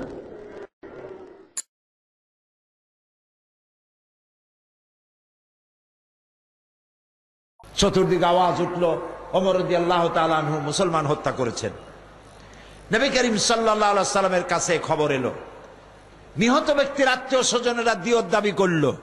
আল্লাহ তাআলা কোরআনে কারীমের আয়াত নাজিল করে দিলেন। আল্লাহ তাআলা বললেন, ফালা ওয়া রাব্বিকা লা ইউমিনুন, হে নবী আপনার রবের কসম, ওই ব্যক্তি কখনো মুসলমান নয়, ওই ব্যক্তি মুমিন নয় যে ব্যক্তি আপনি ফয়সালা করে দেওয়ার পর এই সিদ্ধান্ত মানতে পারে না, দ্বিধা দ্বন্দ্বে ভোগে, মুসলমান হিসাবে সে বাস করতে পারে না। ওমর রাদিয়াল্লাহু তাআলা আনহু যে ফয়সালা করেছেন এটাই সঠিক হয়েছে। সুবহানাল্লাহ। সুতরাং মুসলমান হয়ে নবীর ফয়সালা মানা যাবে না, তাহলে মুসলমান নাম বাদ দেওয়াই উচিত, বাদ দেওয়াই উচিত। রাজনীতিতে ইসলাম মানবা না, বিচারে মানবা না, আদালতে মানবা না। দেখুন কায়দাটা কি, কায়দাটা কি। তারা যেন বলেই ফেলেছে তাদের অজান্তে, আল্লাহ এবং রাসূল আপনাদের দুজনের জন্য 144, আমার জীবনের বিস্তীর্ণ অঙ্গনে আপনারা প্রবেশ করবেন না। মসজিদে থাকুন, মাদ্রাসায় থাকুন, এর বাইরে যাবেন না। প্রিয় ভাই সব, আল্লাহর দরকার যদি পার্লামেন্টে না হয়, যদি আল্লাহর প্রয়োজন আদালতে না হয়, ক্যান্টনমেন্টে না হয়, অফিস আদালতে না হয়, ক্ষেত খামারে না হয়, জীবনের কোন জায়গায় যদি আল্লাহর দরকার না হয়, খালি মসজিদ, তাহলে এমন আল্লাহ দিয়ে আমরা করবোটা কি? কত বড় আহমকি, কত বড় বোকামি। এই জন্যে আনুগত্য হবে মুসলমানদের, পরিপূর্ণ আনুগত্য নবী করিম সাল্লাল্লাহু আলাইহি সাল্লামের। তিনি যা যা করেছেন তাই তাই করতে হবে। এর বিপরীত কোন অবস্থান মুসলমানের জন্য গ্রহণযোগ্য নয়। ভাই সব, পৃথিবীতে আল্লাহ যত নবী পাঠিয়েছেন সব নবীরা ছিলেন মানুষ। সব নবীরা কি ছিলেন? জোরে বলেন, মানুষ ছিলেন। এইখানে আমাদের দেশে কিছু আলেম, নামধারী আলেম আছে, যারা বক্তব্য রাখতে গিয়ে নবী করিম সাল্লাল্লাহু আলাইহি ওয়াসাল্লামকে মানুষ বলতে চান না। তাকে মানুষ বলা নাকি বেয়াদবি, আর নেতা বলা আরো বেয়াদবি। নেতা বলা বেয়াদবি কেন? কয় যে এই যে আমার নেতা, তোমার নেতা, হাবি জাবি ছাতা মাথা মানুষে কয়। তো মোহাম্মদ সাল্লাল্লাহু আলাইহি ওয়াসাল্লামের নামে যদি আমার নেতা তোমার নেতা কয়, তো এক কাতারে দাঁড়ায় গেল। কত বড় বেওকুফ, চিন্তা করেন। আরবিতে যখন বলে আল্লাহুম্মা সাল্লি আলা সাইয়্যিদিনা, তখন কি বলে? সাইয়্যিদিনা মানে কি? সাইয়্যিদিনা মানে আমার নেতা, আমাদের নেতা। আরবিতে যখন বলে তখন জায়েজ আছে, কিন্তু বাংলা যদি বলে আমার নেতা, তোমার নেতা, বিশ্ব নবী মুস্তাফা, তাহলে অসুবিধা। লাউ খাইলে জায়েজ আছে, কদু খাইলে না জায়েজ। এগুলি কেমন কথা? নবী করিম সাল্লাল্লাহু আলাইহি ওয়াসাল্লাম সম্পর্কে তারা ওয়াজ করেন, তাকে নাকি হযরত আমিনার পেট থেকে, আমরা যেভাবে মায়ের পেট থেকে দুনিয়া আসছি ওভাবে আসেন নাই, জিবরাইল আলাদা একটা কুদরতি কায়দা অপারেশন করে বাইর করছে। তারপরে নবী করিম সাল্লাল্লাহু আলাইহি ওয়াসাল্লাম দুনিয়া এলেন। কেউ কেউ তওয়াফ করতে গেছে, আল্লাহর ঘর যাই দেখে আল্লাহর ঘর নেই। হাই হাই, গেল কই ঘর? অনেক সময় দাঁড়ায় থাকার পর দেখে যে আল্লাহর ঘর আসছে, বাইতুল্লাহ। আরে বাবা, তুমি কোথায় গেছিলে? আমরা তওয়াফ করতে আসছি। তোমরা জানো না আল্লাহর নবী মাহবুব মুহাম্মদ সাল্লাল্লাহু আলাইহি ওয়াসাল্লাম আসছে, আমি তো তারে তওয়াফ করতে গেছিলাম। এদিকে একজন কয় যে সুবহানাল্লাহ। প্রিয় ভাই সব, মহা অন্যায়, মহা অন্যায়। এমন কথা কোরআনে হাদিসে কোথাও নাই। মায়ের পেট থেকে সারা দুনিয়ার মানুষ যেভাবে আসে, নবী করিম সাল্লাল্লাহু আলাইহি ওয়াসাল্লামের এ ব্যাপারে কোনো ব্যতিক্রম হয় নাই। তাকে তওয়াফ করার জন্য কাবা শরীফ যায় নাই। এই জাতীয় বাজে কথা বলে মুহাম্মদ সাল্লাল্লাহু আলাইহি ওয়াসাল্লামের সম্মান বাড়ানো হয় না। হাদিসে যা আছে সেইটুকু বলেন, বেশি বলতে যাইয়েন না। মুহাম্মদ সাল্লাল্লাহু আলাইহি ওয়াসাল্লামের এর থেকে বড় সম্মান আর কি হবে? আল্লাহর পরেই তার সম্মান। আপনি বানায় আন্দাজে সম্মান দিতে যাবেন কেন? বানায় বানায় কি সব মিথ্যা কথা। ওয়াজের মধ্যে কান্দে কান্দে মানুষের নিজেও কান্নার ভান ধরে, লোকেরা তো বোঝে না। কয় যে হ্যাঁ, একদিন নবী মোস্তফায় রাস্তা দিয়ে হাইটা যায়, হরিণেরটা বান্ধা ছিল গাছেরই তলায়। লোকেরা কয় সুবহানাল্লাহ। আসলে এরকম কোন ঘটনা ঘটেই নেই। আন্দাজে মিথ্যে কথা বলে রাসূলের সম্মান বাড়াবার কোনো দরকার আছে? রাসূলের সম্মান তো আল্লাহই দিয়েছে। তার থেকে সম্মানী ব্যক্তি আরশের নিচে জমিনের উপরে আর কেউ আছে? তো খামাখাই সব মিথ্যা কথা কেন বলা? আর বলা হয় তিনি মানুষ না, আর তিনি সব জায়গায় উপস্থিত হন। নাউযুবিল্লাহি মিন যালিক। কি মুশরিকানা আকীদা! মুশরিকানা আকীদা। সকল জায়গায় সমভাবে দেখতে পারেন আল্লাহ রাব্বুল আলামিন। যেটা আমার খালেক পারেন, রাসূল মাখলুক তিনি তা পারেন না। নবী করিম সাল্লাল্লাহু আলাইহি ওয়াসাল্লামকে তার নামে মিলাদ পড়া হচ্ছে। এক জায়গায় দাঁড়াইতে হবে সকলকে। কেন দাঁড়াইতে হবে? কারণ নবী করিম সাল্লাল্লাহু আলাইহি ওয়াসাল্লাম আসবেন, দাঁড়াবে না? এরকম বেয়াদব উম্মত আছে নাকি যে রাসূল আসবে আর দাঁড়াবে না? অনেক বছর আগে হাজীগঞ্জে আমার একটা মাহফিল ছিল। মাহফিলে যাই দেখি সেখানে একটা বিশাল চেয়ার। এটা কেন? কয় যে ওই চেয়ারে আমরা এখানে তো মিলাদ পড়বো, রাসূলুল্লাহ আসবেন, তার জন্য একটা চেয়ার রাখবো না? আমরা এত বেয়াদব উম্মত, তার জন্য একটা চেয়ার সাজায় রাখছে। আমি বললো ওই চেয়ার আগে নামাও, তারপর ওয়াজ করবে, আগে ওয়াজই করবে। তোমরা তো এটাও করে ছাড়বা, এরপরে ভাত খাইতে যাই একটা বড় প্লেট রাখবা, রাসূলুল্লাহ আসবে, তারে ভাত না দিয়ে আমরা খাই কেমন? নাউযুবিল্লাহ। আমি বললাম তর্কের খাতিরে যদি মেনেও নেই যে রাসূলুল্লাহ এক জায়গায় আমরা মাহফিল করতেছি, মিলাদ করতেছি, রাসূলুল্লাহ আসবেন, তর্কের খাতিরে মানলাম। আচ্ছা ঠিক আছে, আসুন। উম্মতের জন্য ফরজ হয়ে গেছে চেয়ার দেওয়া, ঠিক না? তাহলে এবার বলেন, রাসূলুল্লাহর জন্য মঞ্চে একটা চেয়ার রাখা হয়েছে, তিনি বসবেন, তার পাশে আর একটা চেয়ার দিয়া বসতে পারে এমন বেয়াদব আকাশের নিচে জমিনের উপরে আছে নাকি? কাজে এর দ্বারা রাসূলুল্লাহকে ইজ্জত করা হলো না, তাওহীন করা হলো। নবী করিম সাল্লাল্লাহু আলাইহি ওয়াসাল্লাম সদা সর্বত্র আপনি মিলাদ পড়বেন আর সেখানে এসে হাজির হবেন, এই আকীদা জায়েজ নাই, জায়েজ নাই। মিলাদ শরীফ আবিষ্কার হয়েছে নবী করিম সাল্লাল্লাহু আলাইহি ওয়াসাল্লামের ইন্তেকালের অন্তত 600 বছর পরে। ইয়া নবী সালাম আলাইকার এরকম একসাথে কোরাস গাওয়ার এই ব্যবস্থা রাসূলের যুগে ছিল না, সাহাবায়ে কেরামের যুগে ছিল না, তাবিঈনদের যুগে ছিল না, তাবে তাবিঈনদের যুগে ছিল না, আইম্মায়ে মুস্তাহিদদের যুগে ছিল না। প্রিয় ভাই সব, সুতরাং আমাদেরকে রাসূলকে মহব্বত আন্দাজে করলে হবে না। আপনি কি বলতে পারবেন রাসূলের একজন সাহাবী রাসূলকে যে মহব্বত দিয়েছে, সারা পৃথিবীর সব মানুষ একত্রিত হয়ে সেই মহব্বত দিতে পারবে? একজন সাহাবী, আব্দুল্লাহ, নাম আব্দুল উজ্জা। নবী করিম সাল্লাল্লাহু আলাইহি ওয়াসাল্লাম হিজরত করেছেন, তিনি নবীর আশেক হয়ে গেছেন। কাফের ছেলে, 20 বছর বয়স, আশেক হয়ে গিয়েছেন নবীর জন্য।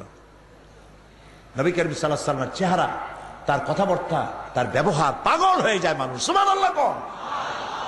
এমন কোন মানুষ নাই যে একবার তাকাবে আর চোখ ফিরাইতে পারবে। চোখে পলক দিত না মানুষেরা, পলক দিলে পরে ওই সময়টুকু নবীরে দেখতে পারবো না, এই জন্য চোখ খোলা রাখতো তাকে দেখার জন্য।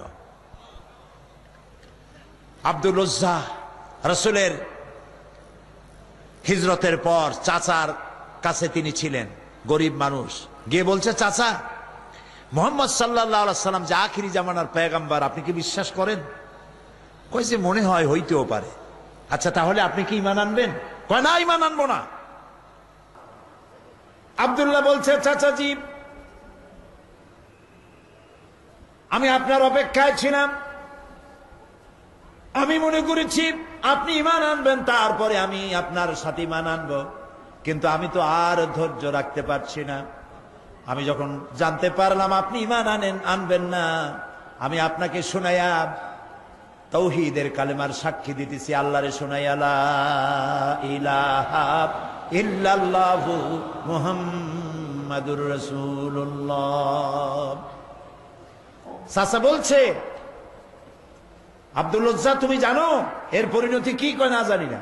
এর পরিণতি হচ্ছে তোমার বাড়ি ঘর, উট, ছাগল, ভেড়া, দুম্বা যা আছে সব আমার দেওয়া, এগুলিকে ছেড়ে দিতে হবে। তিনি বললেন ছেড়ে দিলাম, সব ছেড়ে দিলাম।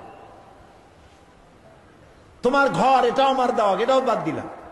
তোমার পরনে যে লুঙ্গি, গায়ে যে কাপড়, এটা আমার দেওয়া, এটাও বাদ দিতে হবে। দিলাম বাদ, কাপড় খুলে ফেলে দিল, জামাও খুললো, লুঙ্গিও খুলে দিল। উলঙ্গ হয়ে, সর্বহারা হয়ে মায়ের কাছে চলে গেছেন। মা তার ভরা যুবক এই ছেলেকে উলঙ্গ দেখে 2 হাত দিয়ে চোখ ঠেসে ধরেছেন। বাবা, তোমার এই দুরবস্থা কেন? তিনি বললেন, মা, আমি রসুলের প্রতি, আল্লাহর প্রতি ঈমান এনেছি, তাই আমার এই দুরবস্থা। তুমি আমার কাছে কি চাও? তিনি বললেন, মা, আমি আপনার কাছে শুধু একটা কাপড় চাই, আমি মদিনায় যেতে চাই রসুলের কাছে। মা বলল, আমার কাছে তো কাপড় নাই, আমি গরিব মানুষ, একটা ছেঁড়া কম্বল আছে। এই ছেঁড়া কম্বলটা তিনি পরলেন, হাঁটু বের হয়ে থাকল। পায়ে হেঁটে, কখনো কোনো যানবাহনে করে, কষ্ট করে, দীর্ঘদিন হেঁটে, খেয়ে না খেয়ে মসজিদে নববীতে গিয়ে পৌঁছে গেছেন। নবীজি ঘরের থেকে বের হয়ে আব্দুল্লাহ কেভাবে দেখতে পেয়ে মাথার চুল উস্কো খুস্কো, চোখ ক্ষুধার যন্ত্রণায় গর্তের ভিতরে চলে গেছে। তিনি প্রশ্ন করলেন, তুমি কে? তিনি বললেন, আমার নাম আব্দুল উজ্জা। তোমার এই অবস্থা কেন? তিনি সব খুলে বললেন। নবীজি বললেন, তোমার নাম আব্দুল উজ্জা নয়, আমি তোমার নাম রেখে দিলাম আব্দুল্লাহ। আসহাবে সুফফাকে ডেকে বললেন, এই আব্দুল্লাহকে কোরআন শরীফ শিখাও। তিনি কোরআন শরীফ শিখতেন। কোরআন শরীফ তেলাওয়াত করতে গিয়ে উচ্চ শরীফ তেলাওয়াত করতেন। সাহাবীরা নালিশ করলেন নবীজির খেদমতে, আব্দুল্লাহর তেলাওয়াতের জ্বালায় এত জোরে তেলাওয়াত করে ঘুমাইতে পারি না, বিশ্রাম করতে পারি না। নবীজি বললেন, তোমরা আব্দুল্লাহকে তেলাওয়াত করতে দাও, যত খুশি জোরে তেলাওয়াত করুক। তার কারণ হলো তার ইমানটা এত চড়া দামে ইমান এনেছে, পরনের লুঙ্গিটাও আনতে পারে নাই। ইত্যবসরে তাবুকের যুদ্ধের দামামা বেজে উঠেছে। রোমানদের সাথে রাসূলুল্লাহর যুদ্ধ হবে। আল্লাহ নবী সাহাবায়ে কেরামদেরকে একত্রিত করে যুদ্ধের প্রস্তুতি নিলেন। সমস্ত লোকেরা টাকা পয়সা দিল, মহিলারা সোনা দানা দিলেন। সবগুলি নিয়ে রাসূলুল্লাহ রওনা করলেন। 30,000 সৈন্য নিয়ে নবীজি রওনা করেছেন তাবুকের দিকে। আর 2 লক্ষ সৈন্য আসছে রোমানদের। কিছু দূর যাওয়ার পরে হযরত আব্দুল্লাহ নবীজির সামনে এসে দাঁড়ালেন। বললেন, ইয়া রাসূলুল্লাহ, সাহাবায়ে কিরাম পুরুষ আর নারীরা যা তাদের কাছে ছিল সব খুলে খুলে আপনাকে দিয়ে দান করেছে জিহাদের জন্য। আমার কাছে কিছুই নাই, আমি তো কিছু দিতে পারলাম না। হে রাসূল, আমি আপনার কাছে দোয়া চাই, আপনি আমার জন্য দোয়া করেন, আমি যেন এই জিহাদের ময়দানে আমার জীবনটা দিয়া যেন ইসলামকে সাহায্য করতে পারি। নবীজি বললেন, একটা গাছের বাকল নিয়ে আসো। হযরত আব্দুল্লাহ গাছের বাকল নিয়ে আসলেন। আল্লাহ নবী বাকলটা হযরতে আব্দুল্লাহর হাতে বেঁধে দিয়ে বললেন, আয় আল্লাহ, আমি আব্দুল্লাহ রক্তকে কাফেরদের জন্য হারাম করে দিলাম। হযরতে আব্দুল্লাহ কেঁদে উঠলেন, বললেন, ইয়া রাসূলুল্লাহ, আমার আশা ছিল জিহাদের ময়দানে যুদ্ধ করে শহীদ হয়ে জান্নাতে যাব, আর আপনি আমার রক্ত কাফেরদের জন্য হারাম করে দিলেন। আল্লাহর নবী বলেন, আব্দুল্লাহ, কোনো চিন্তা করো না, এখন যদি তোমার জ্বরেও মৃত্যু হয়, ঘরের মধ্যে বসে আল্লাহ তোমাকে শাহাদাতের দরজা দিবে। তাবুকের প্রান্তরে সাহাবায়ে কেরাম উপস্থিত হলেন। রোমান 2 লক্ষ সৈন্যরা, আল্লাহর নবী নিজে এসেছেন শুনে ভয়তে পালিয়ে গেল। বিনা যুদ্ধে জায়গা দখল হয়ে গেল। নবীজি সেখানে 20 দিন অপেক্ষা করলেন। চতুর্দিকে দ্বীনের দাওয়াত ছড়াতে লাগলেন। একদিন নবীর কানে খবর গেল, আয় আল্লাহর নবী, ওই যে আব্দুল্লাহ যার হাতে আপনি বাকল পরিয়ে দিয়েছিলেন, ওই আব্দুল্লাহ আজকে রাতে কয়েকদিন জ্বর ভোগার পরে তিনি ইন্তেকাল করেছেন। নবীজি তাকে গোসল এবং কাফনের ব্যবস্থা করতে লাগলেন, করতে বললেন, এবং নিজে গিয়ে জানাজার ব্যবস্থা করবেন বললেন। কবর খোঁড়া হলো, কবরের পাশে একজন ছোট্ট একটা লাইট নিয়ে দাঁড়ায় আছেন, টিম টিম করে জ্বলছে। দুইজন সাহাবী আব্দুল্লাহকে হাতে উঁচু করে ঘাড়ে করে বহন করে আনতেছেন, আর কবরের ভিতরে একজন দাঁড়ায় গেছেন লাশ ধরার জন্য। যিনি কবরের ভিতরে দাঁড়ানো তিনি বলতেছেন, তোমরা লাশ বহন করে যারা আনতেছো তোমার ভাইকে আস্তে আস্তে আনো, যেন তোমার ভাইয়ের সঙ্গে যেন বেয়াদবি না হয়। কবরের ভিতরে দাঁড়িয়ে যিনি আব্দুল্লাহ লাশ ধরে কবরে শোয়াই দিলেন তিনি আর কেউ নন, তিনি রহমতের নবী বিশ্ব নবী মুহাম্মদুর রাসূলুল্লাহ। নিজ হাতে কবরে শোয়াই দিলেন। বহন করে যারা এনেছিলেন তারা হলেন আবু বকর, ওমর রাদিয়াল্লাহু তাআলা আনহুমা, আর আলো নিয়ে যিনি দাঁড়িয়েছিলেন তিনি হযরত বেলাল। কবরের ভিতরে আব্দুল্লাহকে শুইয়ে দিয়ে তার উপরে মাটির আচ্ছাদন দিয়ে নবীজি দুইখানা হাত আল্লাহর দরবারে তুলে ধরে বলেন, রব্বুল আলামিন, আজকের সন্ধ্যা পর্যন্ত আমি আব্দুল্লাহর উপরে খুশি ছিলাম, রাজি ছিলাম। আয় আমার আল্লাহ, তুমি আব্দুল্লাহর প্রতি খুশি আর রাজি হয়ে যাও। হযরত আব্দুল্লাহ ইবনে মাসউদ রাদিয়াল্লাহু তাআলা আনহু তিনিও সেখানে উপস্থিত ছিলেন। তিনি কেঁদে উঠে বললেন, আহারে, আজ যদি আব্দুল্লাহর লাশ না হইয়া আমার লাশটা যদি হইতো ভাগ্য ভালো হয়ে যেত। নবীজি বলছেন, আয় আল্লাহ, আজকের সন্ধ্যা পর্যন্ত আমি আব্দুল্লাহর উপরে রাজি, তুমি আব্দুল্লাহর প্রতি রাজি হয়ে যাও। সুবহানাল্লাহ। প্রিয় ভাই সব, একজন সাহাবী রাসূলকে যে সম্মান দিয়েছে, ভালোবাসা দিয়েছে, সারা দুনিয়ার মানুষ এই ভালোবাসা একত্রিত হয়ে দিতে পারবে না।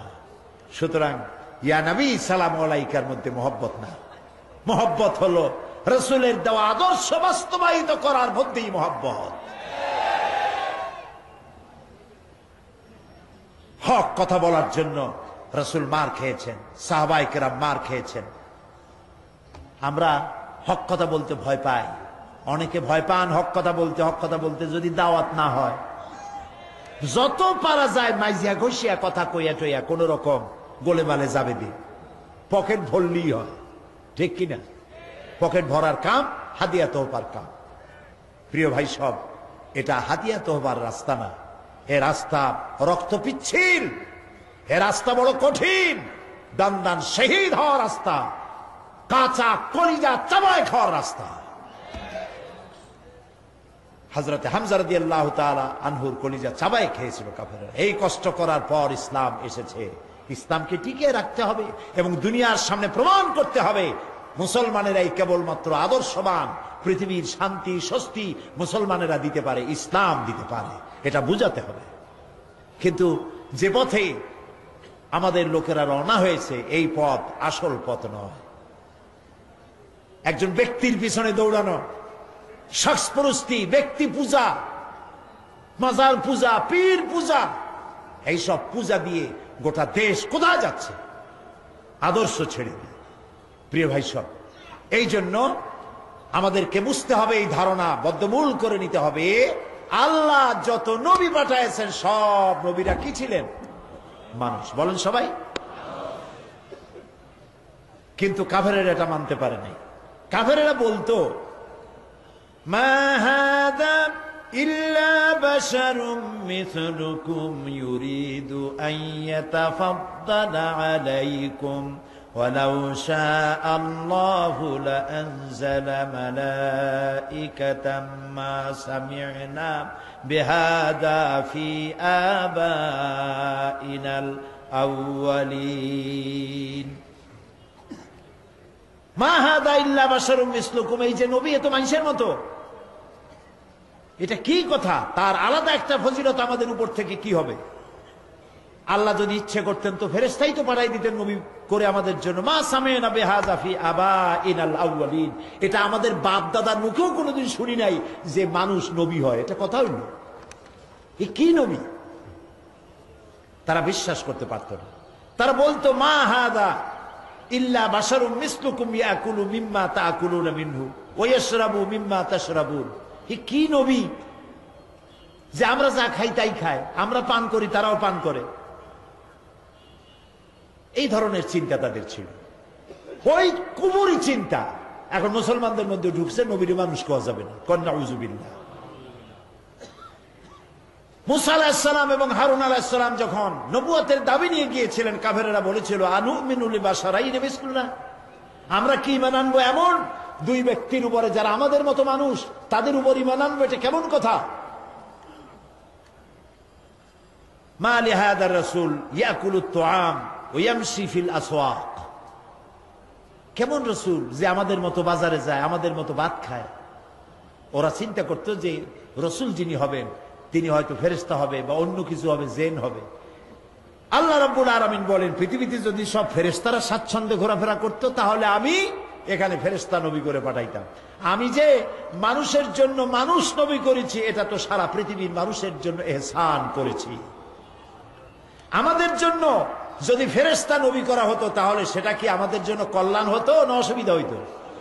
মারাত্মক অসুবিধা হতো। ফেরেশতা তো পুরুষও না নারীও না, তারা তো জানে না মানুষের সমস্যা কোথায়। কলকারখানার মালিকের সাথে শ্রমিকের যখন লাগে, ফেরেশতা বুঝবে কি এটা মীমাংসা কেমন হবে? স্বামী স্ত্রীর যখন ঝগড়া লাগে তো ফেরেশতা কি করে বুঝবে স্বামী স্ত্রীর ঝগড়া লাগে কেন? ফেরেশতা তো পুরুষ না মেয়ে লোক না, তার তো বউ নাই স্বামীও নাই।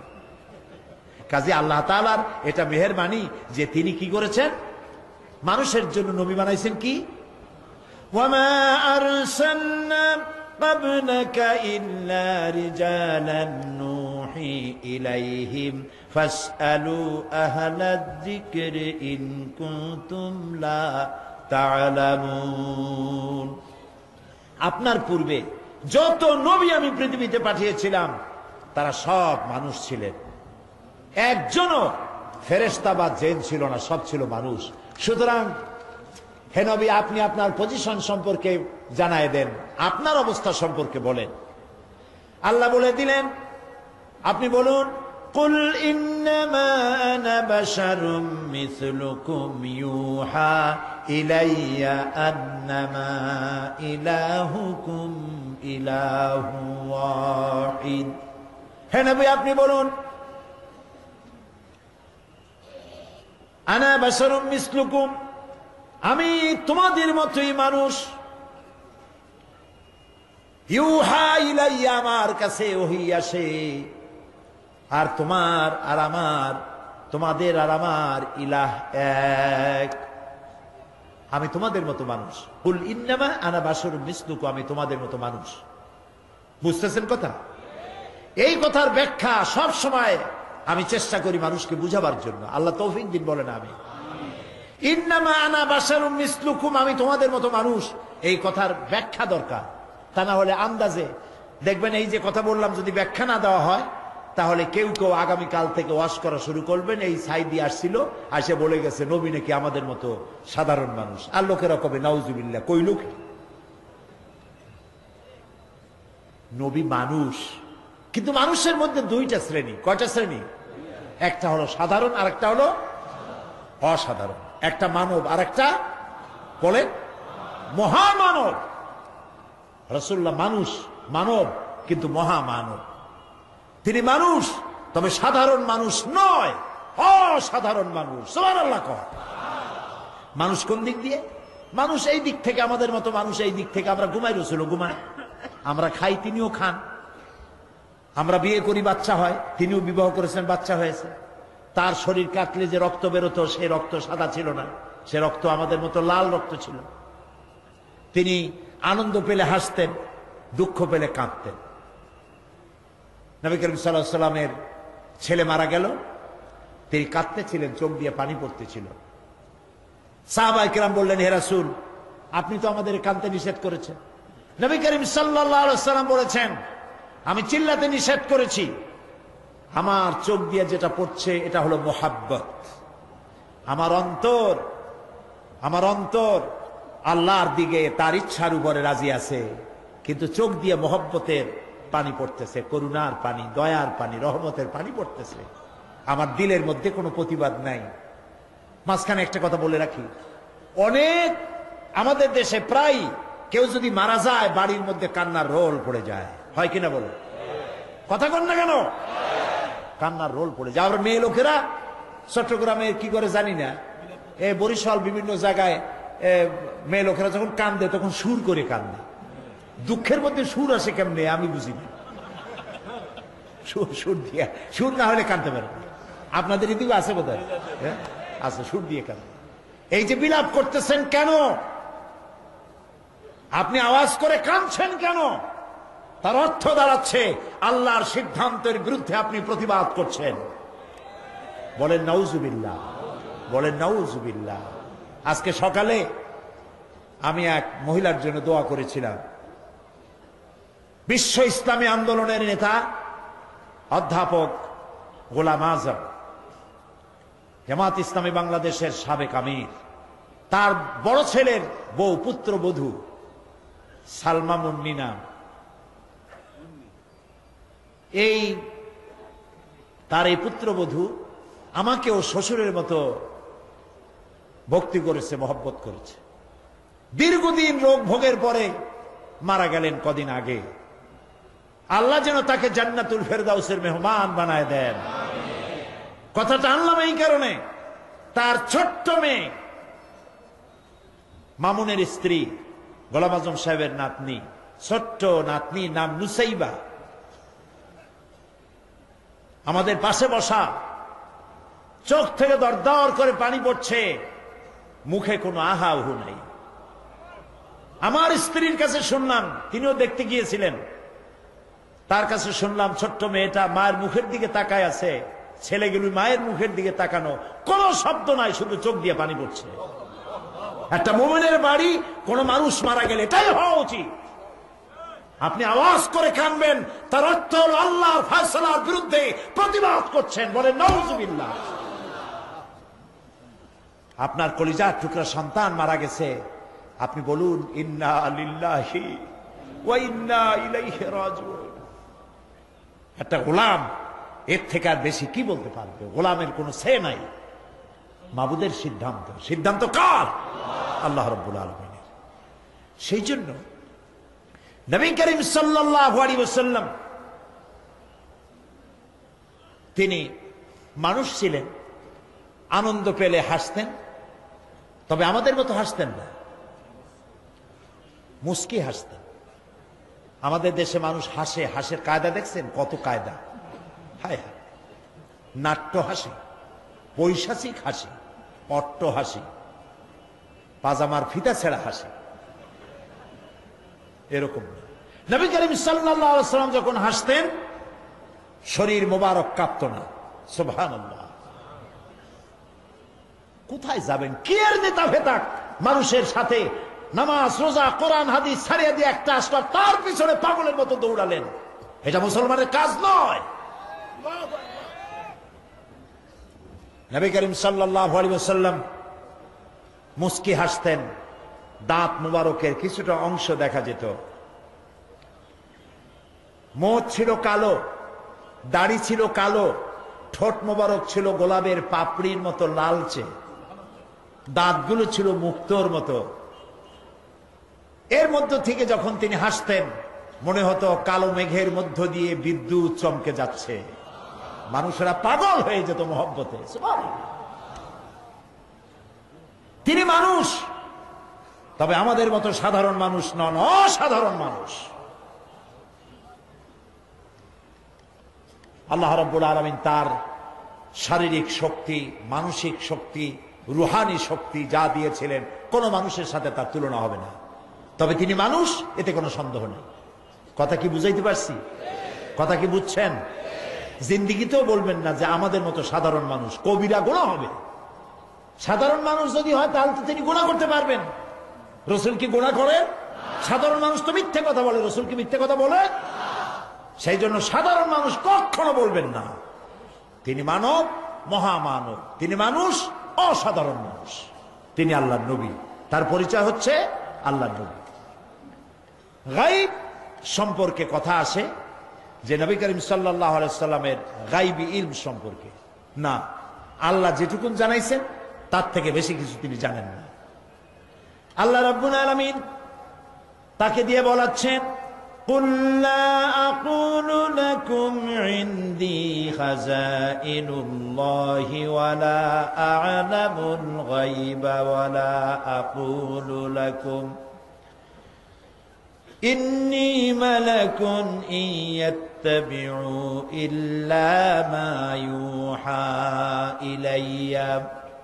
বলুন, আমি তো তোমাদের কথা বলি না যে আমার কাছে আল্লাহর বিপুল ধনরাশি আছে, এবং একথাও বলি না যে আমার কাছে গায়বের ইলম আছে। আল্লাহ তাআলা বলছেন যে বলেন আপনার কাছে গায়বের ইলম নাই। নবীজি আরো বলেন, ওয়ালাউ কুনতু আ'লামুল গায়বা নাস্তাকসারতু মিনাল খায়র ওয়া মা মাসসানিয়াস সূ। হে নবী, আপনি বলেন আমার কাছে যদি গায়বের ইলম থাকতো তাহলে আমি সব ভালো ভালো জিনিসগুলি আমার জন্য বেছে নিতাম, আর কোন অকল্যাণ আমাকে স্পর্শ করতে পারত না। নবী যদি গায়ব জানতেন তায়েফের ময়দানে মার খেতেন না, তিনি টের পাইয়া গায়বী ইলম দ্বারা জায়গা থেকে সরে পড়তেন। ওহদের ময়দানে গায়েব যদি তিনি জানতেন তাহলে ওহদে দামদার মোবারক শহীদ হওয়ার আগে নিজে সরতেন, হামজা রাদিয়াল্লাহু তাআলা আনহুকে সরাই দিতেন। এগুলো ঠিক কিনা? ইহুদি কর্তৃক একটি ছাগলকে বিষপান করাইয়া বড় বানাইছিল, সেই বিষাক্ত গোশত রাসূলকে খাওয়ানো হয়েছিল। তিনি যদি গায়েব জানতেন তাহলে এটা খাইতেন না, এবং মৃত্যুর সময় যন্ত্রণাও উঠত না, এই কষ্ট পেতেন না। হযরত আয়েশা রাদিয়াল্লাহু তাআলা আনহার ব্যাপারে ইফকের ঘটনায় তিনি যদি গায়েব জানতেন তাহলে মাসাদিক কাল পর্যন্ত ওহীর অপেক্ষায় বসে থাকতে হতো না, নিজের প্রিয়তমা স্ত্রীকে ঘরে ফিরে আনতে পারতেন। এ ধরনের অসংখ্য ঘটনা আছে যার দ্বারা বোঝা যাচ্ছে যে তার কাছে গায়বের ইলম নাই। অতটা আছে যতটা আল্লাহ জানিয়েছেন। গায়ব কেবলমাত্র কার কাছে? ওয়া ইনদাহু মাফাতিহুল গায়ব লা ইয়ালামুহা ইল্লা হুয়া। একমাত্র আল্লাহর কাছেই গায়বের ইলম আছে, এবং এই গায়েবের ইলমের চাবিকাঠি কেবল আল্লাহর কাছে, আর কারো কাছে নাই। একেবারে পরিষ্কার কথা। সুতরাং গায়েবের ইলমের ব্যাপারেও আমাদেরকে বিশ্বাস করতে হবে নবী ততটা জানেন যতটা তাকে আল্লাহ জানানো জরুরত বোধ করেছেন।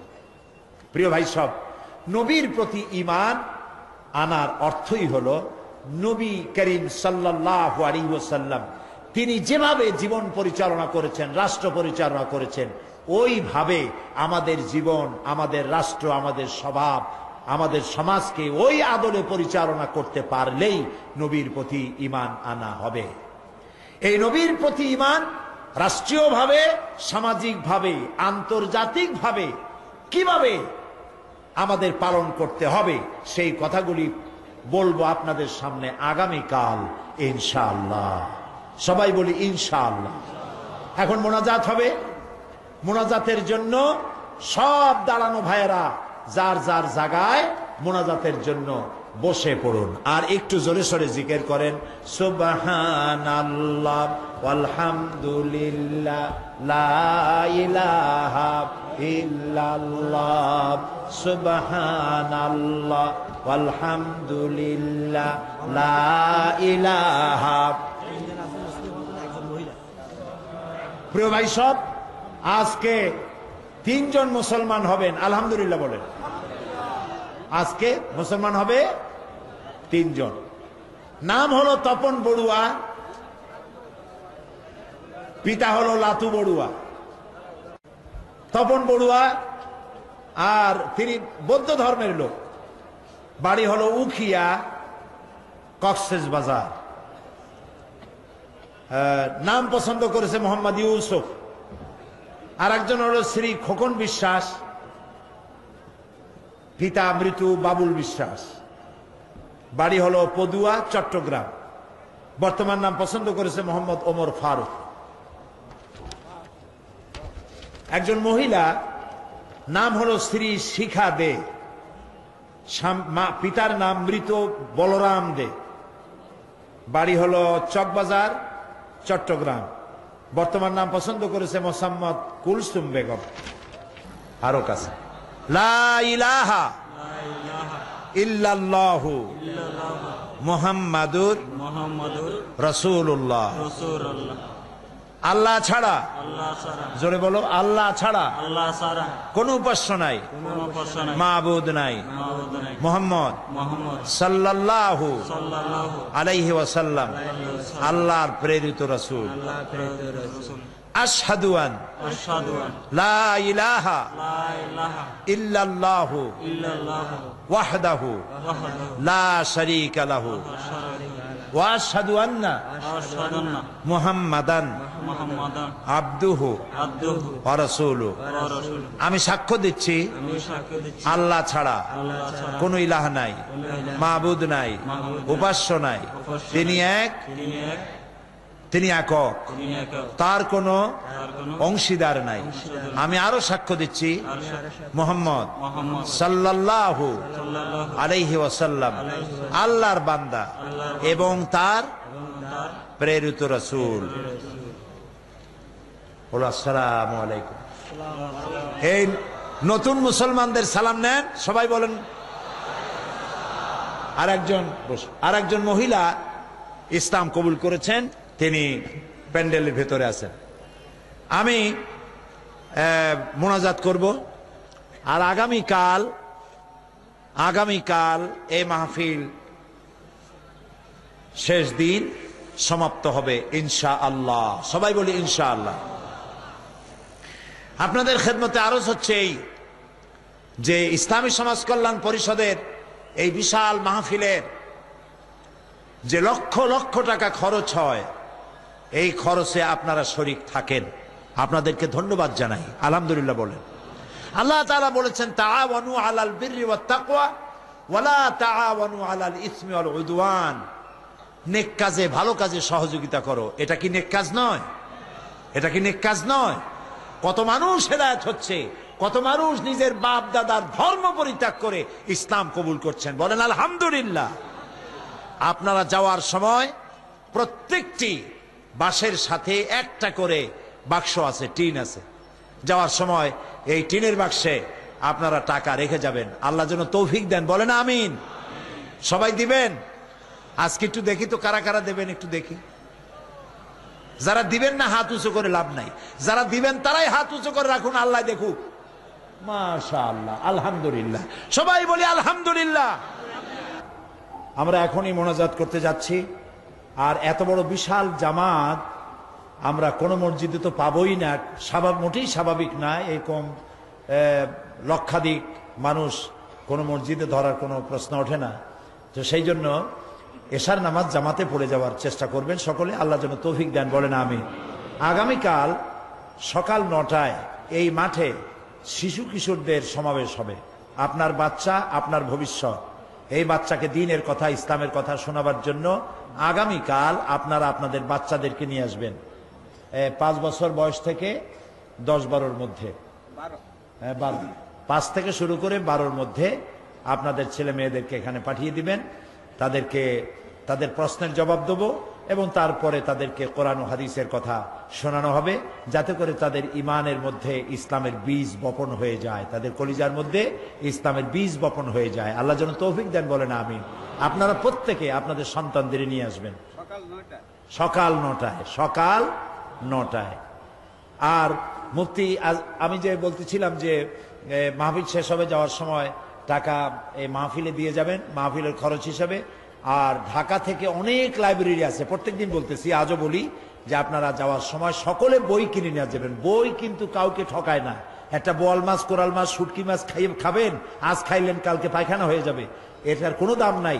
কিন্তু একটা বই যদি আপনি কিনে নেন, বই আপনাকে উপকার করবে, আপনার জীবনের মোড় ঘুরিয়ে দিতে পারে, আলহামদুলিল্লাহ বলে। কামিয়াব প্রকাশন, যারা বিশ্বব্যাপী ইসলামী আন্দোলনের অন্যতম শ্রেষ্ঠ নেতা, জামাত ইসলামী বাংলাদেশের সাবেক আমির অধ্যাপক গোলাম আজম, তার লেখা বইগুলি কামিয়াব প্রকাশন বের করে। আল্লাহ তাআলা গোলাম আজম সাহেবকে 2টা তৌফিক দিয়েছেন। অনেক তৌফিকের মধ্যে আমার দৃষ্টিতে নেতৃত্বের কোয়ালিটি তো আল্লাহ দিছেনই, এছাড়াও দুর্লভ কোয়ালিটি যেটা হলো তিনি সহজ করে বলতে পারেন, সহজ করে লিখতে পারেন। সহজ করে বলা আর লেখা এটা কিন্তু খুব কঠিন ব্যাপার। আল্লাহ এই কোয়ালিটি তাকে দান করেছেন। আল্লাহ তাকে সুস্থ রাখুন, ভালো রাখুন, তার লেখা দিয়া গোটা জাতি জীবন চলার পথের দিক নির্দেশনা আল্লাহ যেন দান করেন, আমরা বলি আমিন। কামিয়াব প্রকাশনে তার অনেক বই তারা সেবেছে, আপনারা সেখান থেকে নিতে পারবেন। আর সর্বশেষ কোরআন শরীফের তাফসীরের সেই কথাটা আমি বলবো এই কারণে যে সূরা লোকমানের মাত্র 2টা রুকুর তাফসীর করেছিলাম এই মাঠে এইখানে, আর প্রায় অর্ধশত হিন্দু, খ্রিস্টান, বৌদ্ধ, মুসলমান হয়ে গিয়েছিল। সুবহানাল্লাহ। এর মধ্যে যাকাতের কথা আছে কোরআনের এই সূরা লোকমানের মধ্যে, মা বাপের খেদমতের কথা আছে, শিরক এবং বেদাতের কথা আছে, যা একটা জীবনকে সুন্দর পথে পরিচালিত করতে সক্ষম। তাফসিরে সাঈদী সূরা লোকমান গ্লোবাল প্রিন্টিং নেটওয়ার্ক, সামনে এখানে লাইব্রেরি আছে, আপনারা সেখান থেকে তাফসিরে সাঈদী সূরা লোকমান নিয়ে যাওয়ার চেষ্টা করবেন। আল্লাহ তাআলা তৌফিক দান করুন। প্রত্যেকেই কিছু না কিছু বই নিবেনই। আল্লাহুম্মা আমিন। রব্বানা যালামনা আনফুসানা ওয়া ইন লাম তাগফির লানা ওয়া তারহামনা লানাকুনান্না মিনাল খাসিরিন। রব্বানা লা তুযিগ কুলুবানা বা'দা ইয হাদাইতানা ওয়া হাব লানা মিন লাদুনকা রাহমাতান ইন্নাকা আনতাল ওয়াহ্হাব। আয় আল্লাহ তাআলা, লাখো জনতা নিয়ে তোমার দরবারে হাত তুলেছি। আল্লাহ তাআলা দয়া করে আমাদের জিন্দেগীর গুনাহ মাফ করে দাও। আমাদের মা বাপ, মুরব্বী যারা কবরে শুয়ে আছেন, আল্লাহ তাআলা দয়া করে কবরটাকে জান্নাতের টুকরায় পরিণত করে দাও। রব্বির হামহুমা কামা রব্বায়ানি সগীরা। হায় আল্লাহ তাআলা, আজকে জুমার রাত বড় আশা করে তোমার দরবারে হাত তুলেছি। মাবুদ গো, দয়া করে মেহেরবানি করে আমাদেরকে জাহান্নামের আগুন আমাদের জন্য হারাম বানায়া দাও। রব্বুল আলামিন, তামাম পৃথিবীতে মুসলমানেরা যত জায়গায় বিপদে আছে, বিপদগ্রস্ত মুসলমানদের তুমি সাহায্যকারী হয়ে যাও রব্বুল আলামিন। আগামীকাল এই মাহফিলের শেষ দিন, আল্লাহ তাআলা মাঠ ঘাটে এই এলাকায় যখনই তাফসীরের মাহফিলের শেষ দিন আসে, লোক ধরে না, বিশাল চাপ সৃষ্টি হয় শহরের উপরে। আল্লাহ তাআলা দয়া করে তোমার কুদরতি নিজাম দিয়ে শান্তিপূর্ণ পরিবেশে মাহফিল কামিয়াব করে দিও রব্বুল আলামিন। যত মানুষ, পুরুষ আর নারী এখানে আমরা হাত তুলেছি, আল্লাহ দয়া করে আমাদের বিবি বাল বাচ্চা তুমি যা দান করেছো সবগুলিকে দিনদার, ইমানদার, নামাজি মুসলমান বানাইয়া দিও। আল্লাহুম্মা হাব্বিব ইলাইনাল ঈমান ওয়া যায়্যিনহু ফি কুলুবিনা ওয়া কাররিহ ইলাইনাল কুফরা ওয়াল ফুসুকা ওয়াল ইসয়ান ওয়াজআলনা মিনার রাশিদিন। আল্লাহুম্মা জিদনা ওয়া লা তানকুসনা ওয়া আকরিমনা ওয়া লা তুহিন্না ওয়া আসিরনা ওয়া লা তুসির আলাইনা। আল্লাহুম্মা ইয়া মুনজিলাল কিতাব ওয়া মুজরিয়াস সাহাব সারিয়াল হিসাব ওয়া হাজিমিল আহজাব আল্লাহুম্মা ইহজিমহুম ওয়া জালজিলহুম ওয়ানসুরনা আলাইহিম। আল্লাহুম্মা শাত্তিত শামলাহুম আল্লাহুম্মা মাজ্জিক জামাহুম আল্লাহুম্মা দাম্মির দিয়ারাহুম আল্লাহুম্মা খাররিব বুনিয়ানাহুম। আল্লাহ তাআলা, দুনিয়ার সমস্ত জালিমদের মোকাবেলায় তোমার এই মুসলমানগুলিকে দয়া করে তুমি হেফাজত করো। আল্লাহ তাআলা, আমাদের প্রিয় জন্মভূমি এই বাংলাদেশের উপরে তোমার রহমত নাজিল করে দাও। আল্লাহ তাআলা, দেশের স্বাধীনতা, সার্বভৌমত্ব, অখণ্ডত্ব কিয়ামত পর্যন্ত আল্লাহ তুমি স্থিতিশীল করে রাখো রব্বুল আলামিন। মানুষেরা বড় আশা করে মাহফিলে আসে, আল্লাহ তাআলা তুমি দয়া করে আমাদেরকে হেদায়েত নসিব করে দাও, গোমরাহি থেকে বাঁচার তৌফিক দান করে দাও। সুবহানাকা আল্লাহুম্মা ওয়া বিহামদিকা নাস্তাগফিরুকা ওয়া নাতুবু ইলাইক। اللهم اجعلنا من التوابين واجعلنا من المتطهرين واجعلنا من عبادك الصالحين واجعلنا من الذين لا خوف عليهم ولا هم يحزنون।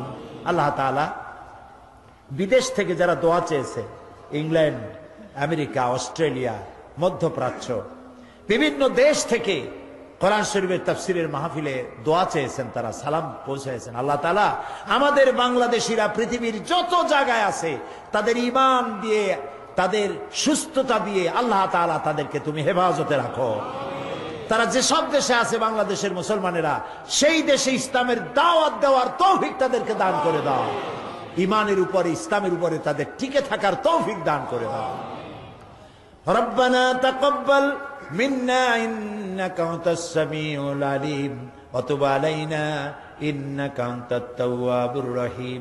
সুবহানা রাব্বিকা রাব্বিল ইজ্জাতি আম্মা ইয়াসিফুন ওয়া সালামুন আলাল মুরসালিন ওয়ালহামদুলিল্লাহি রাব্বিল আলামিন। ওয়াজআল আখিরা কালামিনা ইনদাল মাউত লা ইলাহা ইল্লাল্লাহু মুহাম্মাদুর রাসূলুল্লাহ। আসসালামু আলাইকুম ওয়া রাহমাতুল্লাহ।